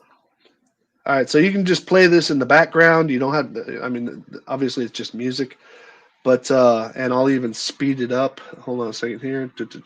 Whoops, no, not that one. I want playback speed. I'll even speed it up to 2 times speed. And this is me taking that very same argument. Okay, what I did was I plotted it out on this was years ago. I plotted out all these data locations per that particular map of that day, which I think it was a solstice. And then I plotted all of those on Google Earth, all of those locations. And this is just going to show you that I'm going around to each individual one. And I mean, well, you can watch this. It's my first quickies video. I have a playlist of my quickies videos on my channel. Let me just go ahead and scroll forward on this, because then what I do after that is, okay, so now I connect all those lines, all those points. Okay. And basically what it ends up showing you, and this creates a continuous line between all those points. And it keeps on going, and it keeps on going, and it keeps on going. And ultimately what it comes up to, come on, how far is it? Okay. Ultimately what it comes up to is, I think this is about the end of it, is it makes a circle that goes halfway through the Earth as expected by the globe model. It's very simple. Anybody can do it. Anybody can do it. All you have to do is just be knowledgeable about how to make points on Google Earth, and then take any day you want and take a day and night map, and then make a whole bunch of key locations where it overlaps, like I did right here, where the twilight overlaps, and just make a whole bunch of those data locations, then plot all of those out on Google Earth and connect all the lines. You will find that it cuts the Earth in half, as it should be. That should be the Terminator line of day and night on the globe. So that's some bullshit. Anyway, you're up. So it says here that every sun and moon day and night maps that are real time use a flat Mercator map. Basically, it's bullshit. That's complete bullshit. It uses a flat Mercator map only because of the map projection is a flat Mercator map, but nothing about that flat Mercator map shows light being cast onto a Mercator map. Mm-hmm. It is just the distortions that are expected when you take a spherical object, lay it out onto a flat map, and then show the coverage of sunlight and daylight and darkness. Yeah, no. So I understand that. Basically, he's saying that because you can display things on a flat map, that it is, that he's saying that there's some sort of contradiction between that being the case and the globe. There is no contradiction. That's the point. Yeah. There is no fucking contradiction. Well, here's the argument that beats all of those arguments about flat maps and blah, blah, blah versus the globe and all this other stuff. Here's the argument that beats all those arguments. If the Earth was flat, there would be one map. There would be no need for any kind of projections to anything else. All those projections are created for specific purposes of tracking things on a globe. However, if let's say the AE map was actually the overhead view of the flat Earth, there would be no reason to use any other map. We don't have introduces unnecessary distortion. Right. We don't have different projections of Florida, or we don't have different projections of Texas. Okay, they don't have different projections because we have that projection of looking straight down on it. So if the Earth was flat, the projection argument itself, even the existence of it, tells you that the Earth is not flat because of the mere fact there would be only one map. Yeah, and also he goes, That's a huge red flag in itself. Why do they not use a globe? Because here's the thing: you can display things in a certain way. I'm sure that you can display day and night cycles using a globe. What makes you think you can't? And I'm pretty sure there's websites out there that will do just that. So, Hell, Google Earth to do it. Yeah, Google Earth will do it. There you go. So you want it to be displayed on a globe. It will, if that will make you feel better about yourself and the fact that your father still hasn't come back from the liquor store, then go ahead and download Google Earth, and it will do it for you. Hell, you can even use it on the web now. Yeah, you can use it on the web, so you don't even have to download shit. So there you go. So yeah, why not use ago again? It's the obfuscate. I found a website, www.nightearth.com. Oh, there you go. Oh, that's cool. Free plug right there. So, what was the website again? www.nighthearth.com. Okay, so www.nighthearth.com. So, person that owns that website, if you want to sponsor, I'm just saying, you can work out some deals here.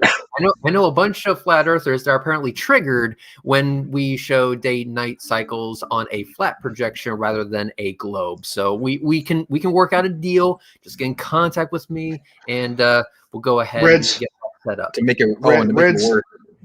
You go ahead. Oh, I was just going to say, because Reds takes payment in Cheetos and beer. No. I take payments in pornographic materials, but it's the donkey porn again. Yeah. Not just any kind of donkey porn. Again, I have very particular tastes. It needs to be midget amputee donkey porn. So if we can go ahead and get that set up, we'll be good to go. So anyway, what I was just saying is that website makes it even worse, because it actually also shows the location. I think it also shows the face of the moon. So it's just like, it isn't just Earth focused. Oh crap! It also represents the moon. How dare they?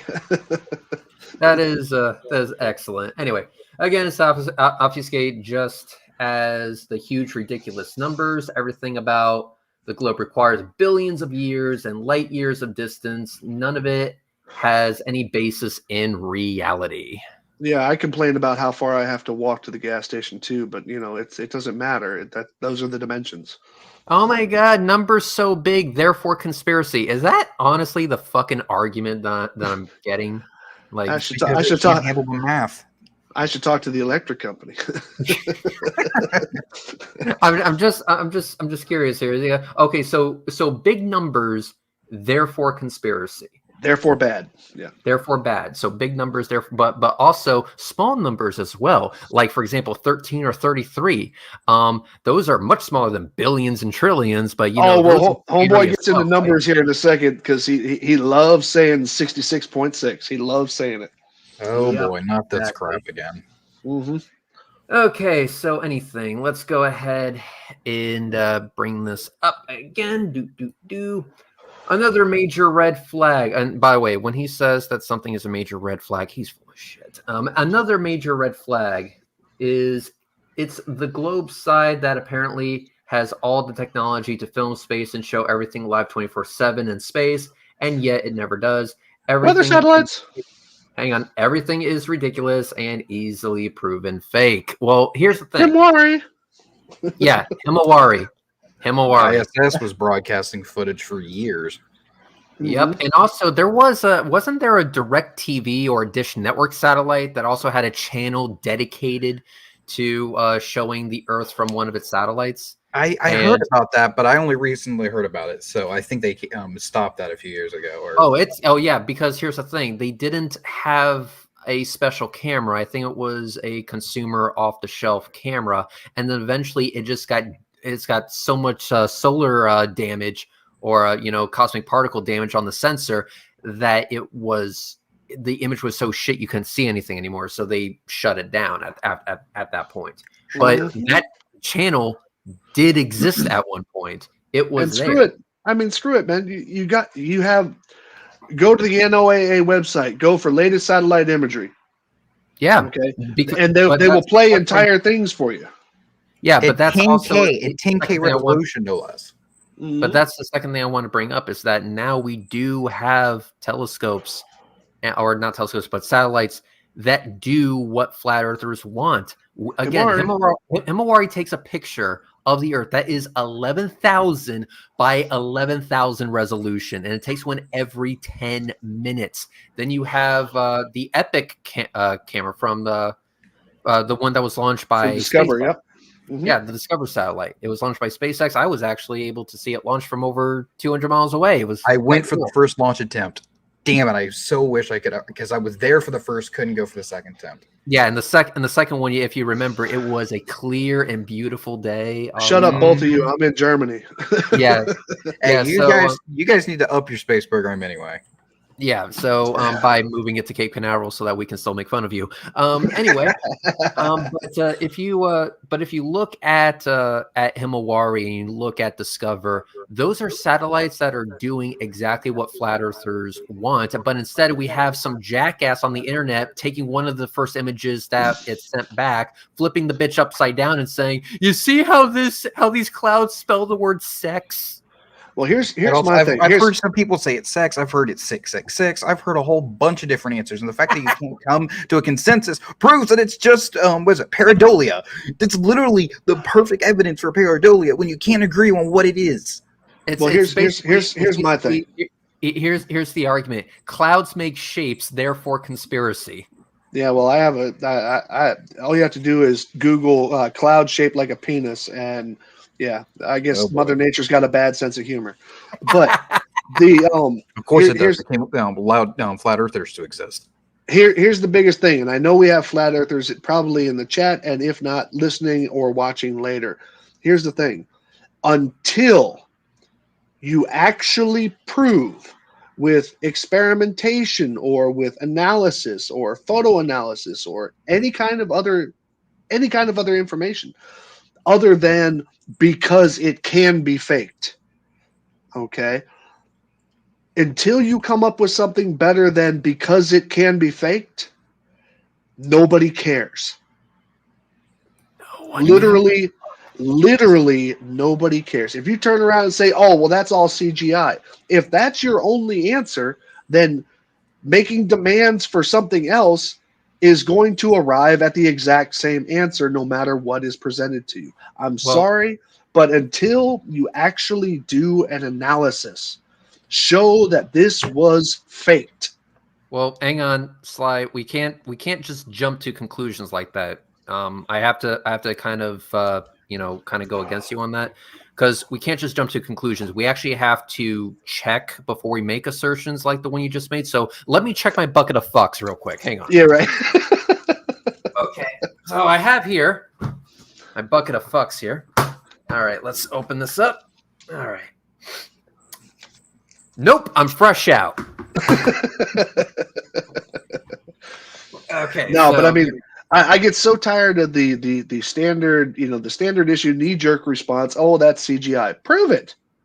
I mean, we're not joking when we tell you to do that. Prove it.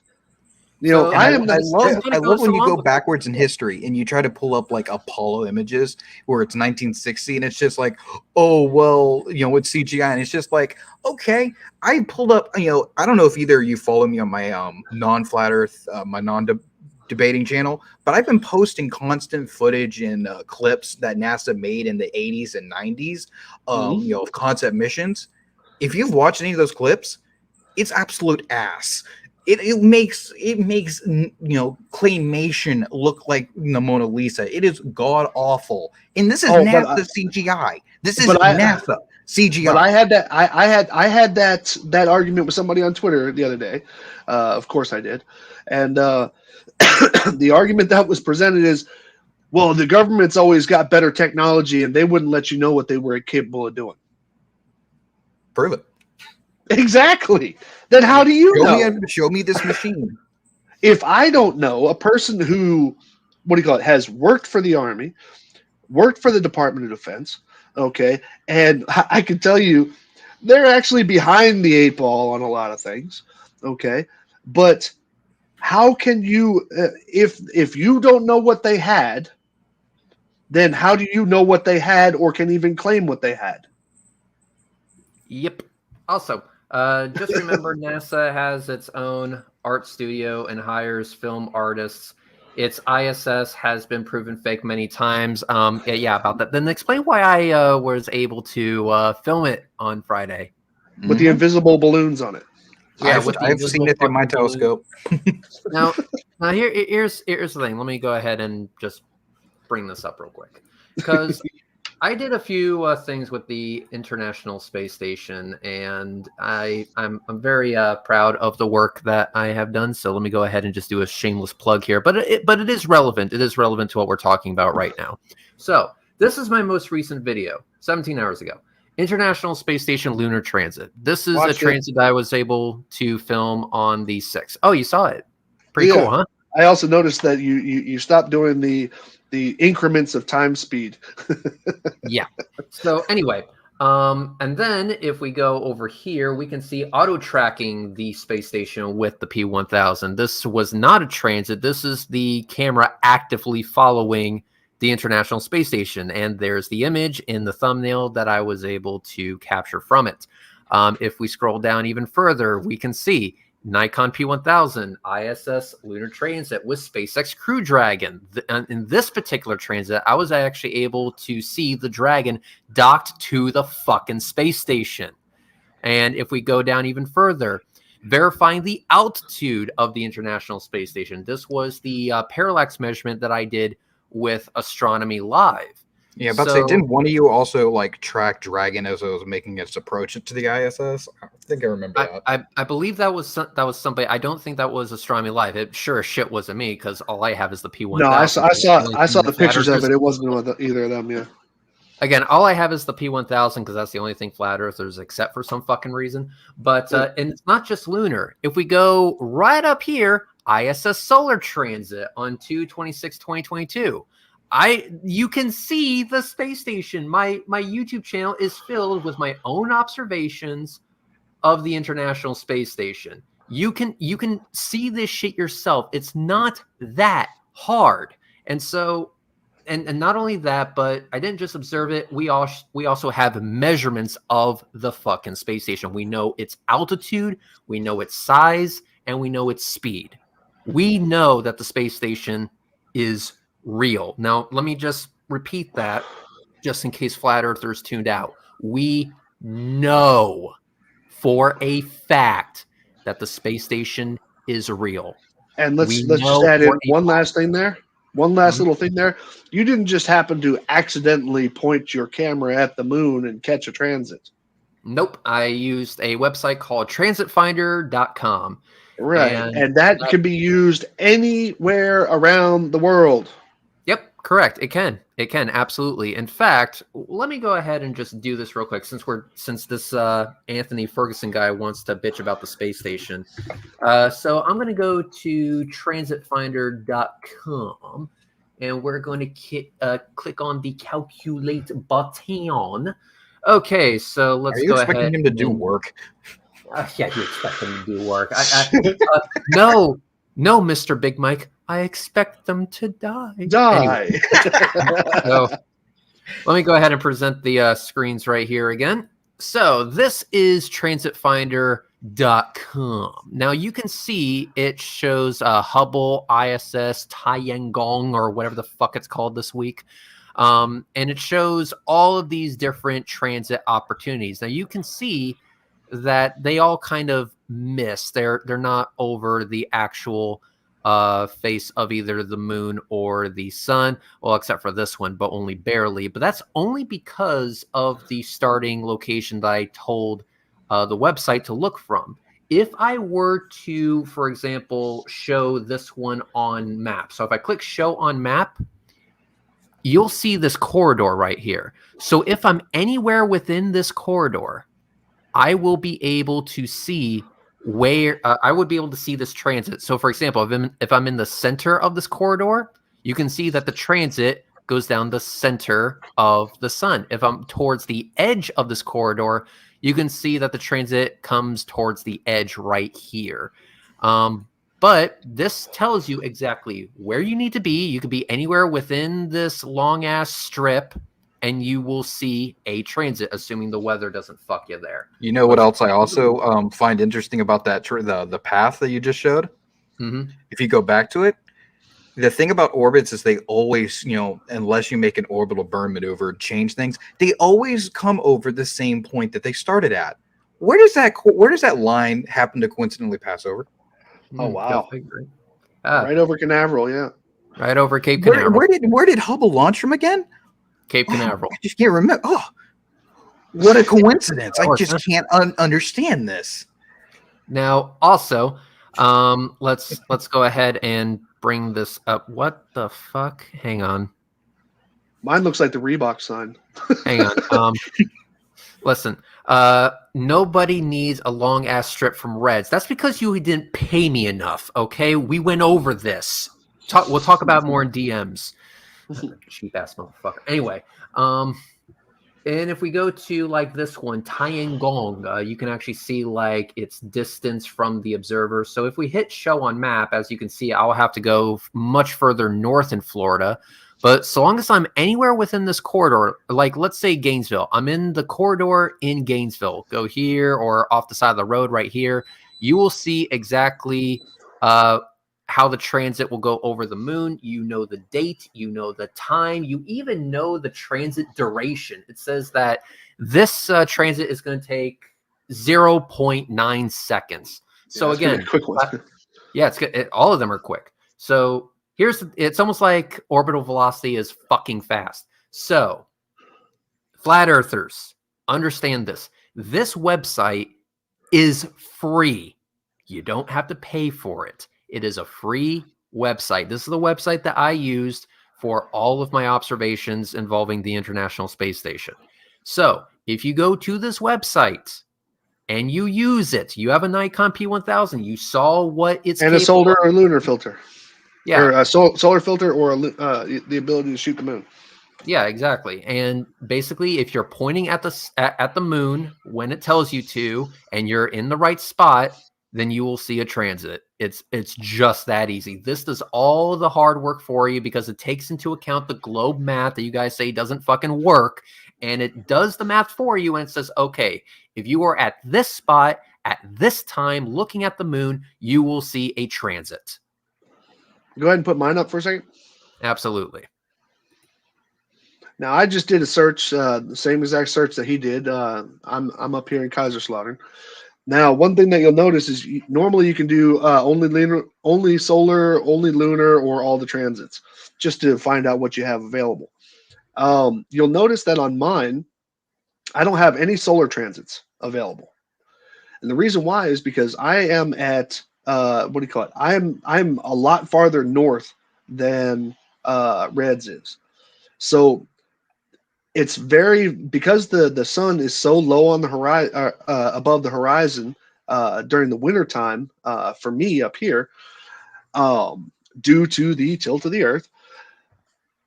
There are very, very few opportunities for me to see a transit of the sun because of the fact that it's either too low and you won't be able to see it, or the crossings are so few and far between that it might not pass for the time limit or the times that are currently up on the website. So I have no solar transits that I could film, at least during the time period that's listed. But all I have is lunar transits, and that just speaks to the fact that because I have a low sun on the horizon in the wintertime here, I'm not going to get very many opportunities, if any, during each scheduled time period. And that scheduled time period that they have on there, you'll notice that you can only stretch it out to a certain distance or to a certain amount of time, is because of the fact that periodically the ISS has to lift its altitude back up by using various gyros. It did that to me during a day. I actually know which transit it was. It was the one that I filmed last February in 2022, where I actually looked at its predicted path. I went to that spot and I said, what time was it again? So I looked at it again, and the corridor had shifted from northern Pinellas to over the Skyway Bridge. And I was like, fuck. So I quickly packed my shit, drove my happy ass down to the Skyway Bridge, paid a toll again, and caught that transit. But yeah, let's go ahead and look at mine real quick. Mm-hmm. These are all the solar transits that I have available. Plenty of opportunity. Just somewhere in Florida. Just somewhere in Florida. I mean, if you're in Florida, And you wonder why we launch from Florida. If you're within one of these corridors, one of these strips, you should be okay. But let's look at this one, for example. This one is on February 12th, 2023 at 1:50 p.m. There you go. Transit. And it's a Tiangong, so the Chinese space station, Tiangong, or whatever the fuck it's called, however you pronounce it. Oh, they got that on there now? Yeah. Cool. You can do Hubble, the space station, and Tiangong. Oh, damn. Okay. Yeah. So you can. I've only ever used it for ISS. It's and like I said, this website is free for all flat earthers. So flat earthers, I know a lot of you have the Nikon P1000. I know you motherfuckers worship that camera for some reason. Use the damn thing in conjunction with this website. Use it as this website tells you to, and watch and be amazed as the International Space Station appears. Oh yeah, and by the way, just so that you are aware, let me just put this up here real quick. Do not do what Jeranism did, which is post the damn thing and then take it down again. That never happens. What are you talking about? Yeah. If you're going to post the damn thing, if you got a really, and to be fair, Jeranism got a really good observation. It was a good transit. Good for him. Well done. Excellent. He took it down for a reason, because it doesn't fit with his bullshit conspiracy theory. By the way, Jared says that you need to take down that map. It's showing where he hid all his bodies. I want them to find him. Anyway, so yeah, if you here's another comment. Are you sure that's not a Florida man sightings map? Oh, this one, yeah. Are you sure that isn't a Florida man sightings map? Listen.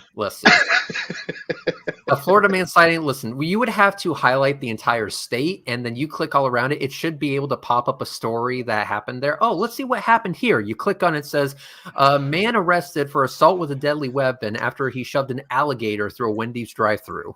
Hey, there you go. That's actually a really good idea for a map. Or you click a random spot like around Lake Okeechobee, for example, or man arrested for indecent exposure after he was trying to have sex with a palm tree. There you go. Yeah, but that's pretty common though. You know, the sad fact that these are actually, there's these fine line where it's complete BS, and sadly, I have to believe it happened. That line is so damn fine. You're just being absurd. No, okay, that's Florida, man. Yeah. So anyway, just a reminder, NASA has own CGI. So yeah, we already went over that. ISS has been proven fake. No, it's been proven real many times over. It's been claimed fake ad nauseum. Claimed fake. Mm-hmm. And if you're, and I've got a clip from Skylab that I love to share, because what the person does is too long for any BS. What do you call it? A hyperbolic plane. It's too long. It couldn't be possible. And the number two thing is it couldn't be on wires, because the guy bends and twists and turns in every damn which way. So is that when he did the dive? It would have been twisted up. What? It looked like basically like an extended Olympic dive, where he was like twisted and somersaults and all that stuff. I could show the clip. I just thankfully re-uploaded that stuff to my Google Drive, so give me a second to grab it. Yeah, let's see. If you're an honest debater, I'll leave you with a couple of questions, I believe he was trying to say. So a couple of questions. I wonder how many of them he's researched.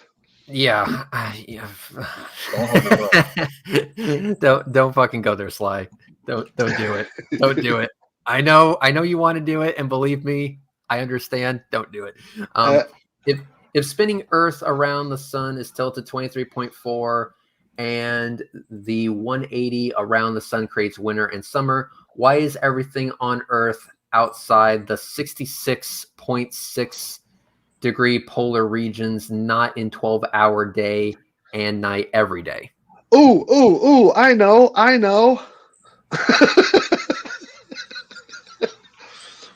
Very simple. With the Earth leaning on its axis, let's say for the June solstice or the December solstice, If the Earth is leaning on its axis, that rotation is a constant 15 degrees per hour. However, given the Terminator line and the illumination of the Earth, people who are north of the equator are going to experience the sun longer. People who are south of the equator are going to experience the sun shorter. And on the opposite end, during the December solstice, same rotation, 15 degrees per hour. Due to the Terminator of the illumination of the Earth, people north of the equator are going to experience the sun shorter. People in the southern hemisphere are going to experience the sun longer. Gosh, that was tough. Do flat earthers not think in 3 dimensions? No, they don't. They only think 2D. And the funny part is that just like this and the slide that I was showing a little bit earlier, the funny part is that regardless of the amount of time that the sun is in the sky, it will still be tracked at 15 degrees per hour from any viewer anywhere on the world, on the Earth. But if you use the flat Earth map, the only place you will get 15 degrees per hour per the AE flat Earth map is if you were standing at the North Pole. The only place you will get it. Whereas we track it, I could track it outside my house. Reds could track it outside of his house. Big Mike could track it outside of his house. Mhm. All of you can track it outside of your house every single day.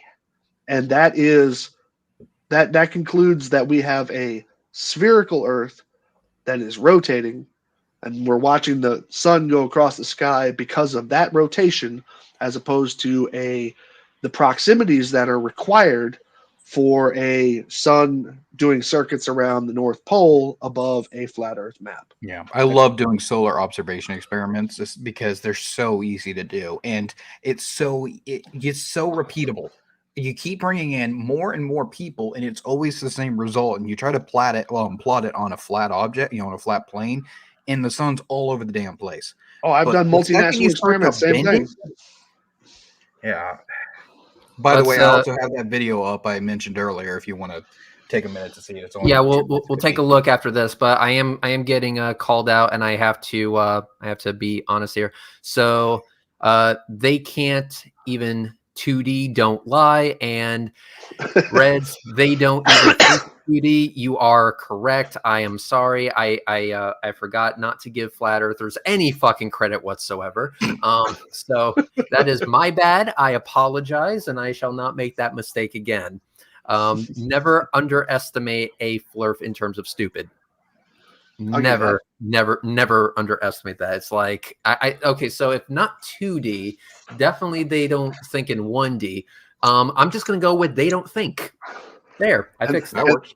And they're all D's. And they're all decent.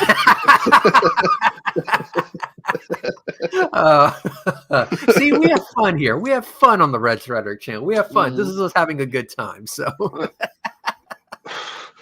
and Mr. Ferguson, obviously, if you would like to argue this point with me, you can feel free to come over to my channel, because there's probably about 3 or 4 videos that I've done this exact information, and feel free to try and write your book there. all right. So, and also, when it comes to what do they think? What do they think? They think these nuts. Perfect. Excellent. There you go. We're quality content. Okay, moving on. Okay. The Earth rotates, causing day and night once per day. This causes a Terminator line. Did a flat earther actually got something right? Yes. They got something right. Holy fuck. It's yeah, it does. Holy shit. I'm not sure how I feel about this. They got it's gonna go downhill again, man. To be fair, I think you also described how the sun worked. Look at that. As Slice Arcane is showing, yeah, that is a Terminator line. Good job. Terminator line. All right, Anyway. so they have a Terminator line. Good job. I'm impressed. That is amazing. Okay. As Earth This is where it goes bad. As the Earth is tilted apparently 3.4 degrees from 90 degrees, and turns west to east. That apparently gives day and night, means undeniably and unequivocally the globe is impossible and easily debunked. Oh, for fuck's sake. Why? No. It goes on. As It if never Earth, ends. as if Earth were truly spinning once per day around the sun at a tilt of 23.4 degrees. The only places on the Earth that would experience any change of day and night length would be the poles. And now he tells you why. Oh, okay. Well, first off, no. Secondly, let's go ahead and see. This is this simple maths. Oh, I thought math wasn't, a thing. Depends on location. The British do actually say maths, so that's not grammatically incorrect. No. He argued math in the very beginning of his tirade. Remember, you Oh, can't he use uses math at singular. all. Math is part of the conspiracy. Numbers are the Illuminati. Don't. Where the fuck have you been, Big Mike? If you use Completely just banging my head into the desk. Did you know that pi was actually invented by the Freemason lizard people? I bet you didn't know that. You want to know why? Because you're a fucking shill.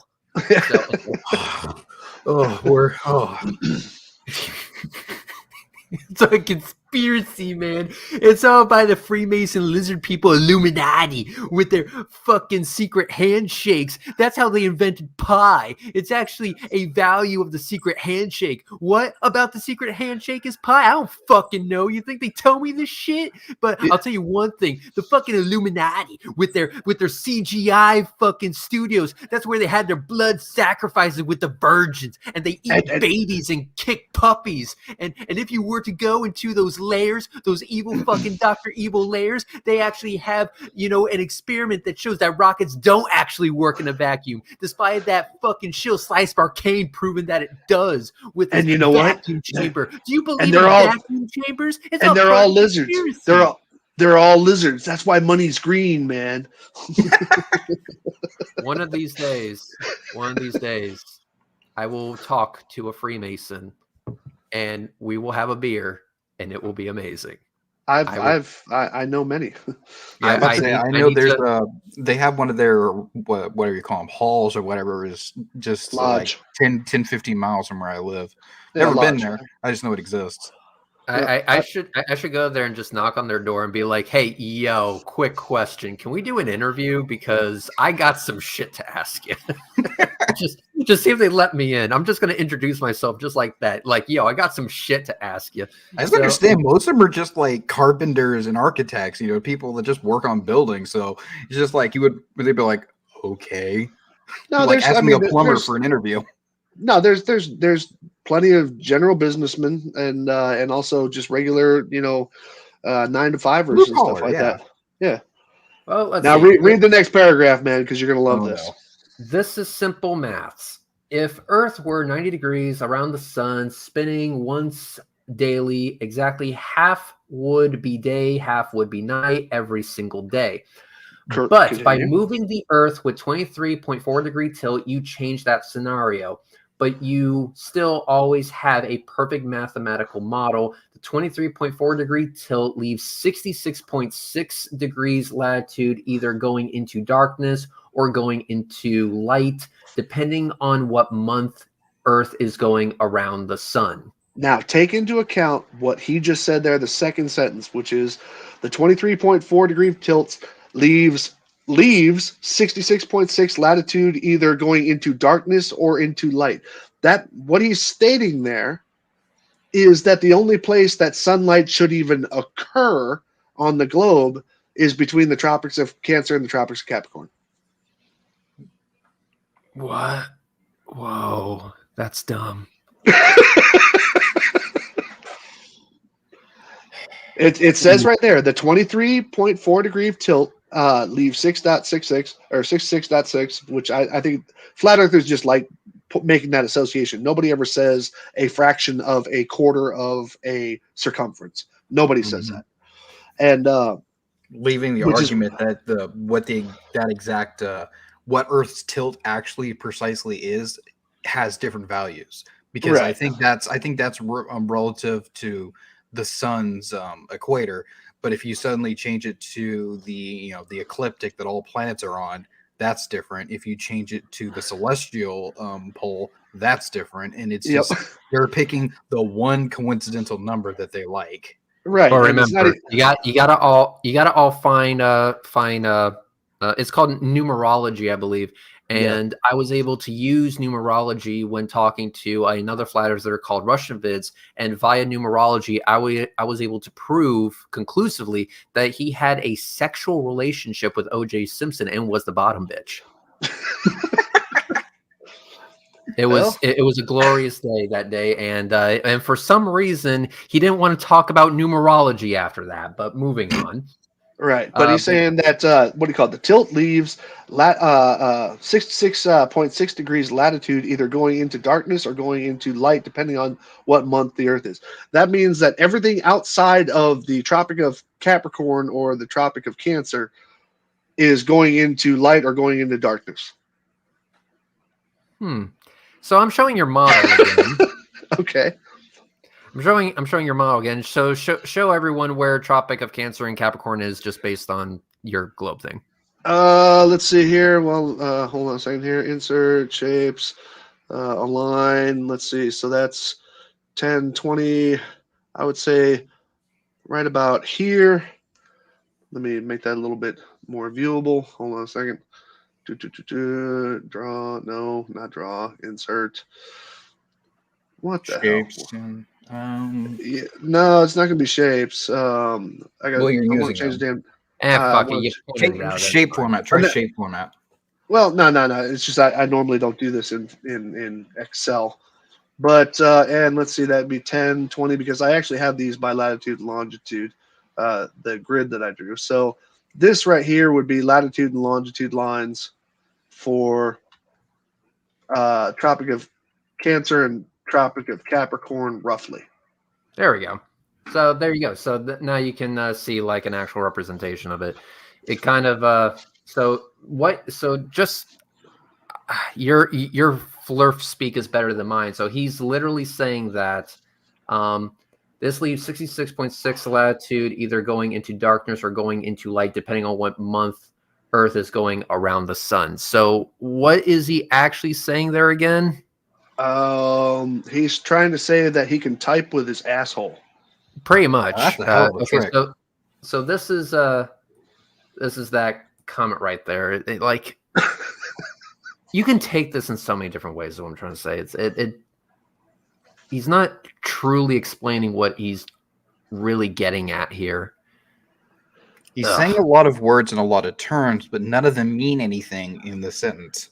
And Yeah. by the way, just in case, just to add insult to injury, the spot where the Terminator line, the latitude where the Terminator line hits, if you follow that all the way around, that's the Arctic Circle and the Antarctic Circle, respectively. Yep. This leaves the sun's Terminator line in perfect harmony with the polar circles on the globe, which coincidentally both start at 66.6 degrees latitude north and south on the globe. God, he fucking loves that number. This dude wants to suck Satan's cock so hard. Yeah, yes. Which exactly line up the Terminator line on the globe to the sun, dependent on position. This means unequivocally, without doubt, the globe is fake somehow. You would have every part of the globe in 12-hour day and night outside of the 66.6 degree polar regions in both northern and southern hemispheres. False. Showing it right here. Complete misunderstanding. All right, Slice Barcane, go ahead. No, it's what we've been showing the whole time. Right here. Just keep showing that graphic. Yeah, that's what I'm doing. I mean, it's very simple. The Earth does not stop rotating on its axis. The axis is 23.4 roughly degrees. And when it's rotating, this is the rotation, goes around 15 degrees per hour all day, all night in stereo.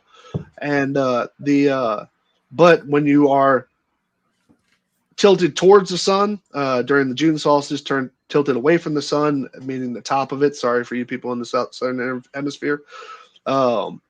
Then during that rotation, because of the Terminator line will you'll have longer sunshine in December in the southern hemisphere than you will have in the northern hemisphere, and just the opposite during the June solstice and every other day in between, with the exception of the equinox. The equinox, when actually this entire disk, if you were to look at it right here, being this spot here, this would all be illuminated. That's why we all see it from east to west, a straight line of traverse of the sun. Pretty stupid and simple. I think, yeah, because it is so simple. So I'm wondering what this dude is getting at, but maybe I just don't speak Flurfall that well, despite my many years of training. Jesus fucking Christ, that's a sentence I said. Because you haven't hit your head hard enough yet. Fuck. Anyway, so we're 12-hour day gone. Move on to the next. We're gonna finish out the fucking till because I really don't give a shit anymore. This fact is irrefutable. What's irrefutable is that you don't fucking know what you're talking about. But finishing it off, when your science model requires 97% dark matter, you know it is anti-science. It's a religious cult that has to make things up to follow the theory. The other question is how do you have gas pressure to an infinite space vacuum? It defies all physics. No, it just defies your understanding. It does not make it fake. And here's the bigger problem. No, I'm gonna stop. No, I was just going to continue what you were probably just about to say, and that is because of the unbelievable need for flat earthers to deny the very force that keeps your ass in your chair. That is why it appears to defy all physics, is because you take out one of the key and founding pieces of physics, which is gravity. Yep. And here's the bigger thing is they love to say it's not possible because I can't have it on Earth. But here's the problem: their entire claim is coming from the fact that I can't have in my this water bottle, I can't have no pressure next to pressure. But here's the problem: you send up a weather balloon, any weather balloon, even because you get to 100,000 feet and you're already at less than 0.1% of psi. You are so fundamentally low, and there is no pressure, there's no dome, there's no barrier. The fact is, this is the objective fact, is that you can go and there's no pressure next to pressure. So you need to stop arguing about what you can make in your in your bottle. Fact is that that's what's observable. Explain it. They can't. I have 3 points. The first point is, whenever a flat earther comes to you and you says that you can't have an atmosphere next to a vacuum, first question you should ask them is, what is the atmospheric pressure just prior to the vacuum? What does the globe say it is? Now, if you say anything other than damn near zero, you're a liar. Okay, quite simple. It is never zero. Zero is actually a complete nonsense. Right. So you got that problem. Second problem is that air has mass and is subject to all the things that every other thing with mass has, and that is gravity.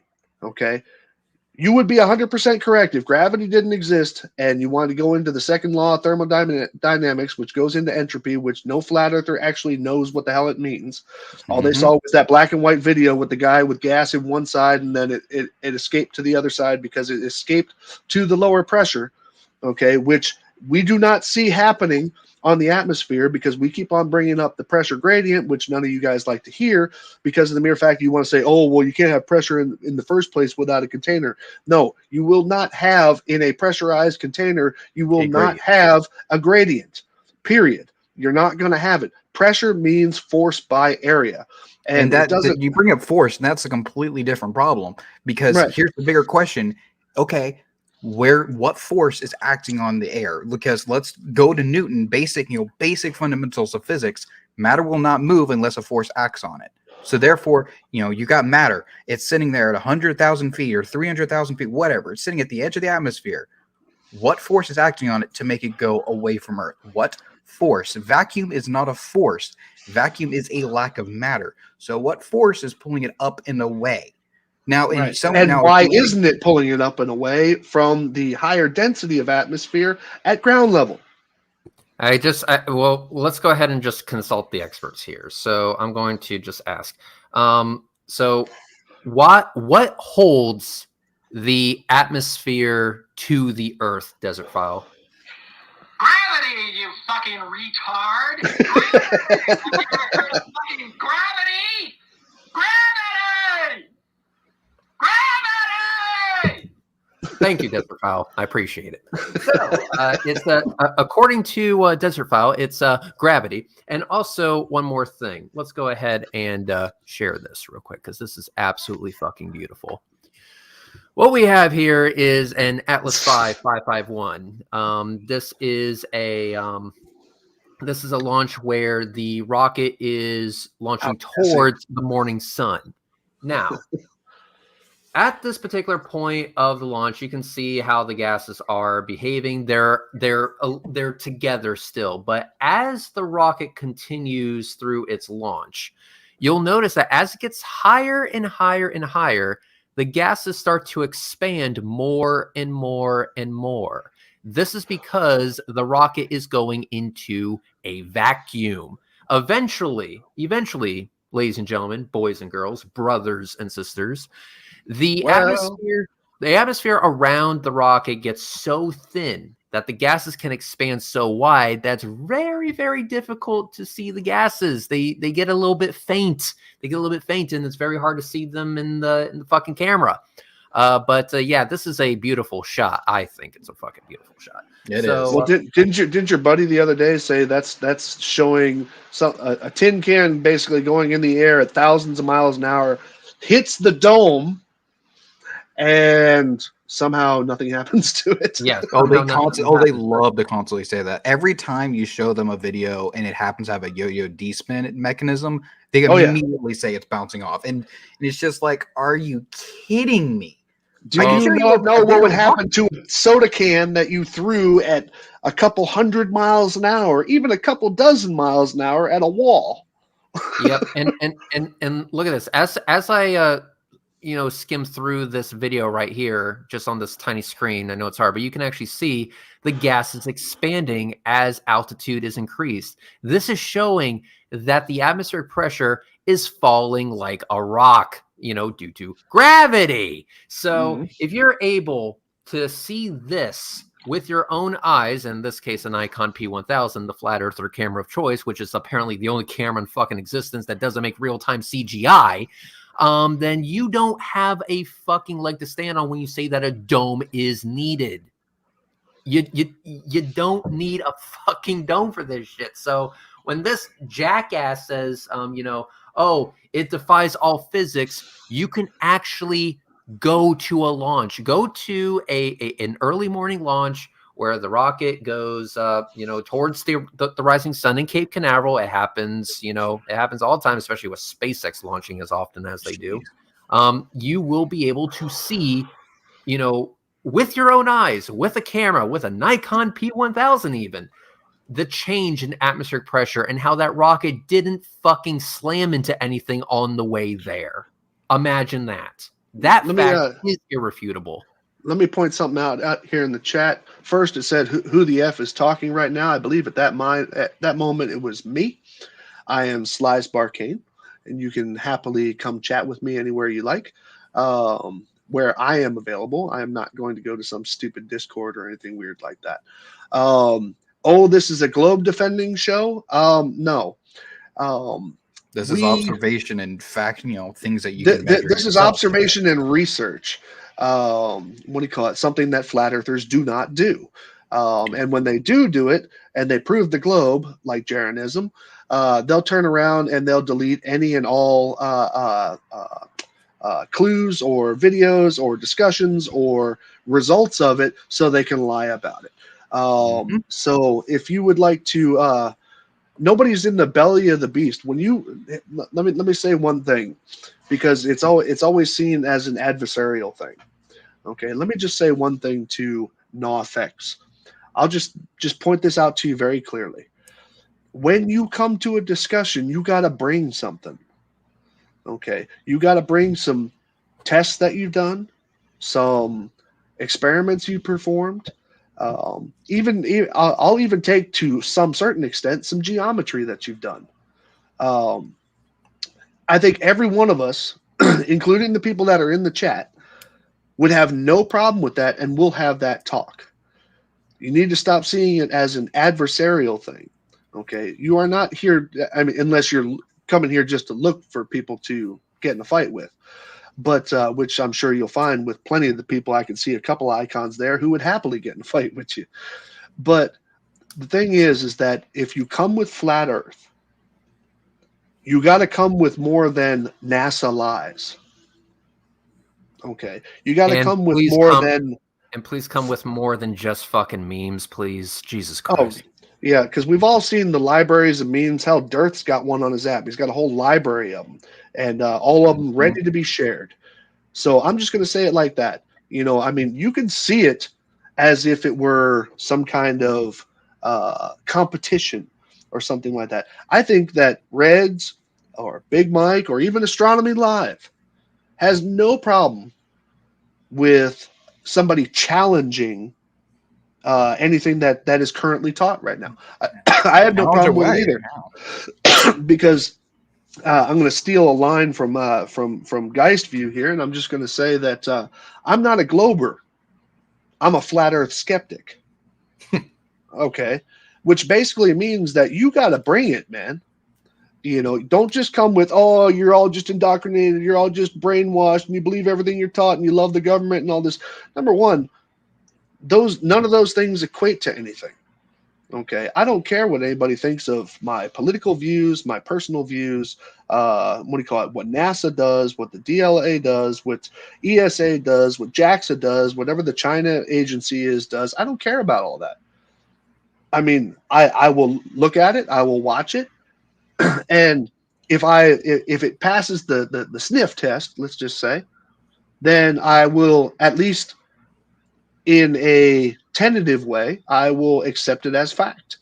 These are all things that can be observed and tested. But if you come with just NASA lies and strings, cables, and green screens, okay, I'm sorry, but yeah, that somebody else told you about, I'm sorry, nobody really cares. Nobody. Yep. Also, wanted to make this clear is that I will be more than happy to talk to any flat earther on this channel. And unlike the last flat earther that I decided to talk to on this channel, not really on this channel, but I restreamed it onto this channel, I won't fuck with your audio so that it's easier to talk over you. That's not shit. Moderator. Moderator. Yeah. So one thing that I'm moderator. Hang on, let me fix something real quick. Much better. So, if I were to invite Flat Earther, I'm just joking. You can come back. Moderator. And back again. Anyway, so if I were to invite a Flat Earther on, I prefer to have it be a structured and moderated debate. But no moderator up on that offer. God damn it! You did it one more time. I'll kick you out for real. So, if you have been following me on Twitter lately, I was able to. Oh, damn! I can't mute you. I was able to get Sacred, who is a flat earther that runs a space on Twitter every Friday, to agree to actually be my moderator on this show. So, nice. If you are a flat earther that is scared that any moderator that I choose that is for the globe will just be biased against you, first of all, yeah, we would be biased against you, but that doesn't mean that we wouldn't treat you fairly. But I'm actually willing to have that moderator be biased against me, because the one thing that Sacred has proven to me is that he actually knows how to run a space. People actually have the opportunity in his spaces or hangouts or whatever the fuck you want to call it to allow people to say what they got to say without being interrupted all the fucking time, like other flatter chats. Yeah, I've joined several times. Possibly. I mean, Nathan Oakley could learn a thing or two from Sacred. So since Sacred knows how to run a space, I'm pretty sure he could moderate a debate. So flat earthers out there, if you have any problem with what we have said in this stream when responding to Anthony Ferguson's comment, don't leave me a fucking book of a comment. I will delete that shit outright. I am not going to respond to a book by typing a book. It's not going to happen. Nor am I going to make another one of these 2.5 hour long streams every single time. I'm just doing it today because I'm bored and I got time on my hands. So, and all you got on your hands. yeah, I mean, yes, lots of stuff, lots of weird fluids, but don't worry. But here's the thing. If you are a flat earther that wants to have a conversation, then let's go ahead and chat. Again, don't leave me a book of a comment. All you have to do is say, I have a problem with most, if not everything you have said. When are you free for a conversation? And we will set it up. All right? We will set that shit up and we will have that conversation. So if you're a flat earther that wants to have that conversation, let's fucking do it. So that's pretty much it. And also, just to, let's see. It won't let me chat. It says subscribers only. If it wouldn't let you chat, I wouldn't be able to pull up your comment right here. So it's really working. What were you doing before you said you subscribed? Yeah. Because those chats, yeah. So if you can't chat, but I'm able to see your comment, then obviously you can chat. So there you go. Don't know what the problem is there. But yeah, anyway. With that being said, I do want to point out one more thing that I know is going to be kind of counterproductive, because every time I say this dude's name, he has a shattering orgasm. Flatzoid, once again bringing up the 11 frames. I got a notification yesterday that he was apparently losing his shit again over the 11 frames, and all I'm saying is, dude, it's been years. It's been fucking years. We've all moved on. You tried to lie, you got caught, and you're still bitching about it to this day. I'll tell you what, if you would have just shut the fuck up about it, no one would have remembered that little oopsie that you made. But since you keep fucking bringing it up over and over and over again, people continue to make fun of you for it. Secondly, you said that, oh, well, Red's rhetoric has been scared to talk to me about the 11 frames. No, that's not what I said. What I said is, it is a waste of my time. But, big buts here. I gave you an opportunity to talk to me, but it required something on your end, which was for you to apologize. Flatzoid, we still have that video of yours where you said that you removed 11 frames by accident. Now just you're those saying, 11 frames by accident. Yeah, we have an original video from him that said that he removed the 11 frames or 13 frames or whatever the fuck it is by accident. Then he's now, what he's saying now is that, oh no, I now did it on purpose. So on purpose accident. And it was on purpose accident. And so he's changing his story all the fucking time. Dude, just admit that you lied. Just admit that you fucked up. And so here's what I said to him. Yeah, but he won't admit that, because just like his balloon video, he won't admit it. No, he won't admit that he lied. I can pretty much understand that, which is why he's never going to fucking apologize for it. So basically, I'm going to do what I said to him was just do this. Apologize for fucking up in whatever way that you fucked up in, whether it was a lie, whether it was on purpose or accidental, I don't give a shit. Clearly, you didn't represent my footage in full. Those 11 frames were there in the first place, and you removed them. You took away context from my video to paint a narrative and use that shit to your advantage. It was underhanded. It was bullshit. You were dishonest about it. So my deal to Flatzoid was, he apologizes for it, I will go ahead and talk to him.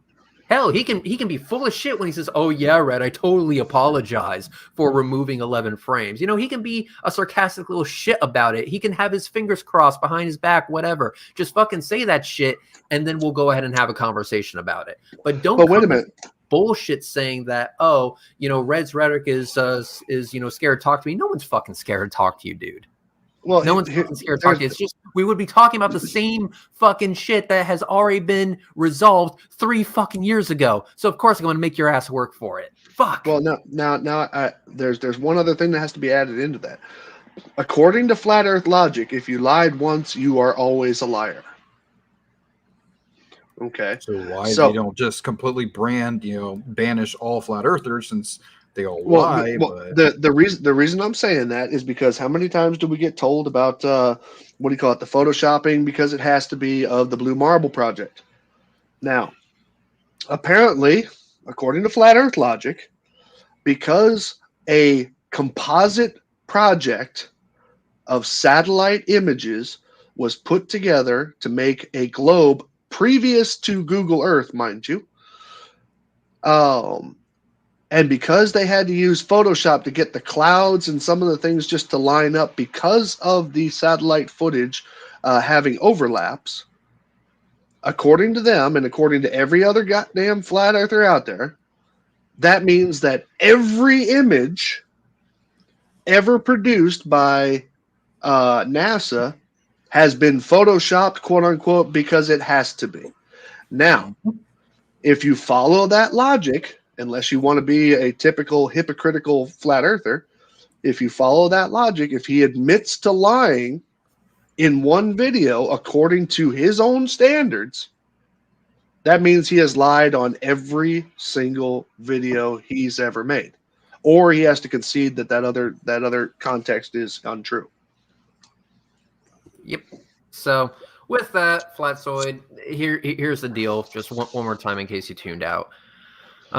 Apologize, whether you mean it or not. I don't really fucking care. Just apologize for removing context from my video in the fucking first place, and then we'll chat. Until then, eat shit. Wait. Let's set it up now. Set Who is what that? up now? I have no You idea wanna who chat? this is. He looks like he says he's making French toast. Let's That's set what it up says. now. Are we setting up French toast? Because that sounds delicious. I just had French toast this morning. I have an air fryer. I did too. I mean, I can throw French toast on the stove. That's cool. Are we making? yeah, are we but setting up French toast? Or are we setting up now?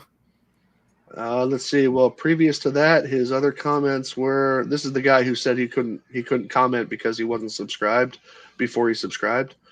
Well, there is. I think what that is that he didn't know that there's a 5-minute delay. Yeah, maybe. Oh. And But 5 yeah, minutes we're gonna before get that, he back to says, the "I'll make a article? sandwich." Well, that was the end of the article. Oh, Wait, did we what? already reach the end of the comment? Yeah, the last I one was may that have pressure thing. some. I may have some female drama. So let me backtrack on what I said. Not a good start. What the fuck is going on now? Drama. What? Anyway. Got 99. I got 99 problems, but a bitch it. Well, actually, Reds ain't one. I see what you did there. So on that, let's go ahead and just call it a day. So it's been 2 hours and 40 minutes that we've been on stream. Thank you all for watching. And you'll never get it back. And you'll never get it back. Speaking of very evil and demonic numbers, Bodie McBoatface for $6.66 says absolutely fucking nothing. So thank you for the 66. I appreciate it, Bodie. You are a gentleman and a scholar.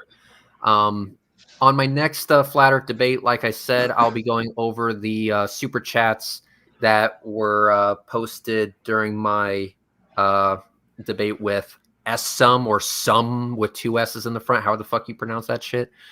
We'll go over it there because, well, it was posted in a debate setting. It should be responded to in a debate setting. Just and we should also thank Heat Shield for not hacking into the call. Absolutely. Yeah. So with that, I'm going to go ahead and call it. So let's go ahead and end the stream the way I used to. Oh yeah, I forgot. I got to respond to one more thing before we actually tune out.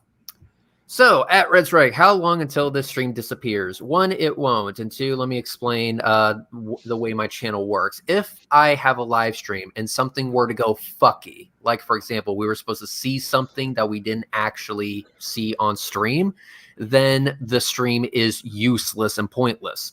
For example, I was trying to do a live stream of the International Space Station, but my capture card completely took a shit.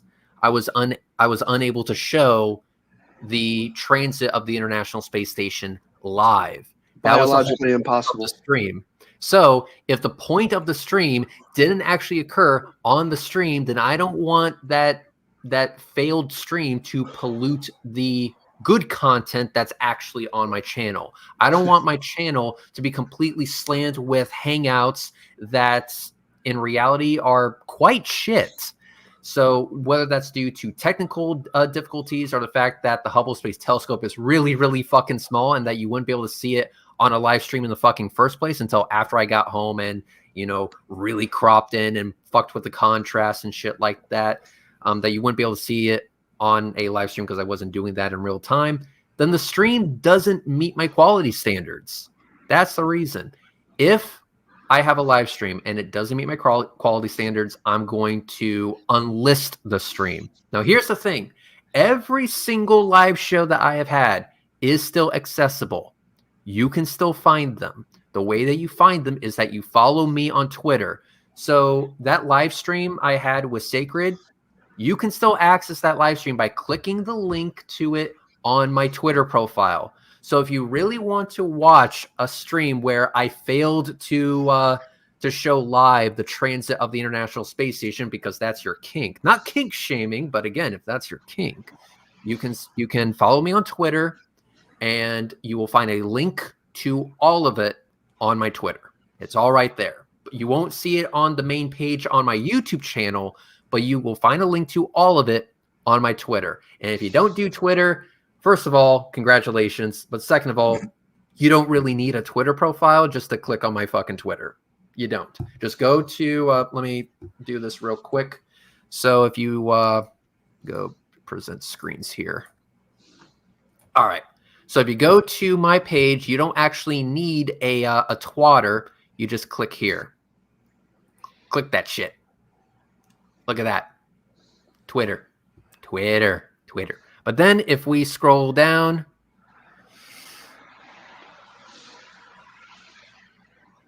oh, look, full moon and stuff. Click this motherfucker. And it's the hangout that I had with Sacred where this was the only screen you were seeing. As you can see, it is unlisted. And I couldn't get the fucking capture card to work. I called my people at the shield department. They wouldn't release it. So yeah, of course. And as you can see, this is what I was able to get after the fact. I show what I got after the fact, but this live stream is still accessible to everyone. All you have to do is go to my Twitter, and it's right there. So if you don't see it on my page, it's most likely on my Twitter. So no, they don't just disappear. I'm just not advertising them on YouTube because, quite frankly, I failed to live stream what I wanted everyone to see. So that's the reason why. All right, now that's out there, let's go ahead and end the shit show. Assuming the other guy doesn't want to have a conversation because he's too busy dealing with females or making French toast, which I believe is the case, we're going to go ahead and end. Toasty. So, and the issue for why I was unable to get my Nikon to show up on the live stream is because my capture card took a shit. It will no longer accept an HDMI signal. Oh, I plugged the Nikon into an external monitor, and it worked just fine. So clearly the problem is not the camera. It was the capture card. So the capture card is fucked. I have to buy a new one. I will, and it will be ready to rock and roll the next time I head out. So with that, let's go ahead and end this. Big Mike, say what you gotta say and get the fuck out. If you ever want to talk with someone a little bit smaller and a little bit less, bit as large as Red, I'm always down to chat and debate and discuss because, as we already discussed earlier, This is all about opening, just accepting the facts and what we observe. So I'll leave it to Sly. All right, Slice Burkane, say what you got to say and get the fuck out. Two things. Like I said, if you're going to bring it, then you need to bring something to the table. Nobody cares if you think that NASA lies or SpaceX lies or books lie or history lies or thousands upon thousands of scientists lie. Nobody cares. If you ain't bringing it, then nobody's going to give a damn what you got to say. And beyond that, all I got to say is I know a dick named Red. Perfect. All right, and this dick named Red. Hey, can you do me a favor, real quick? Can you scream that one word that you were trying to scream?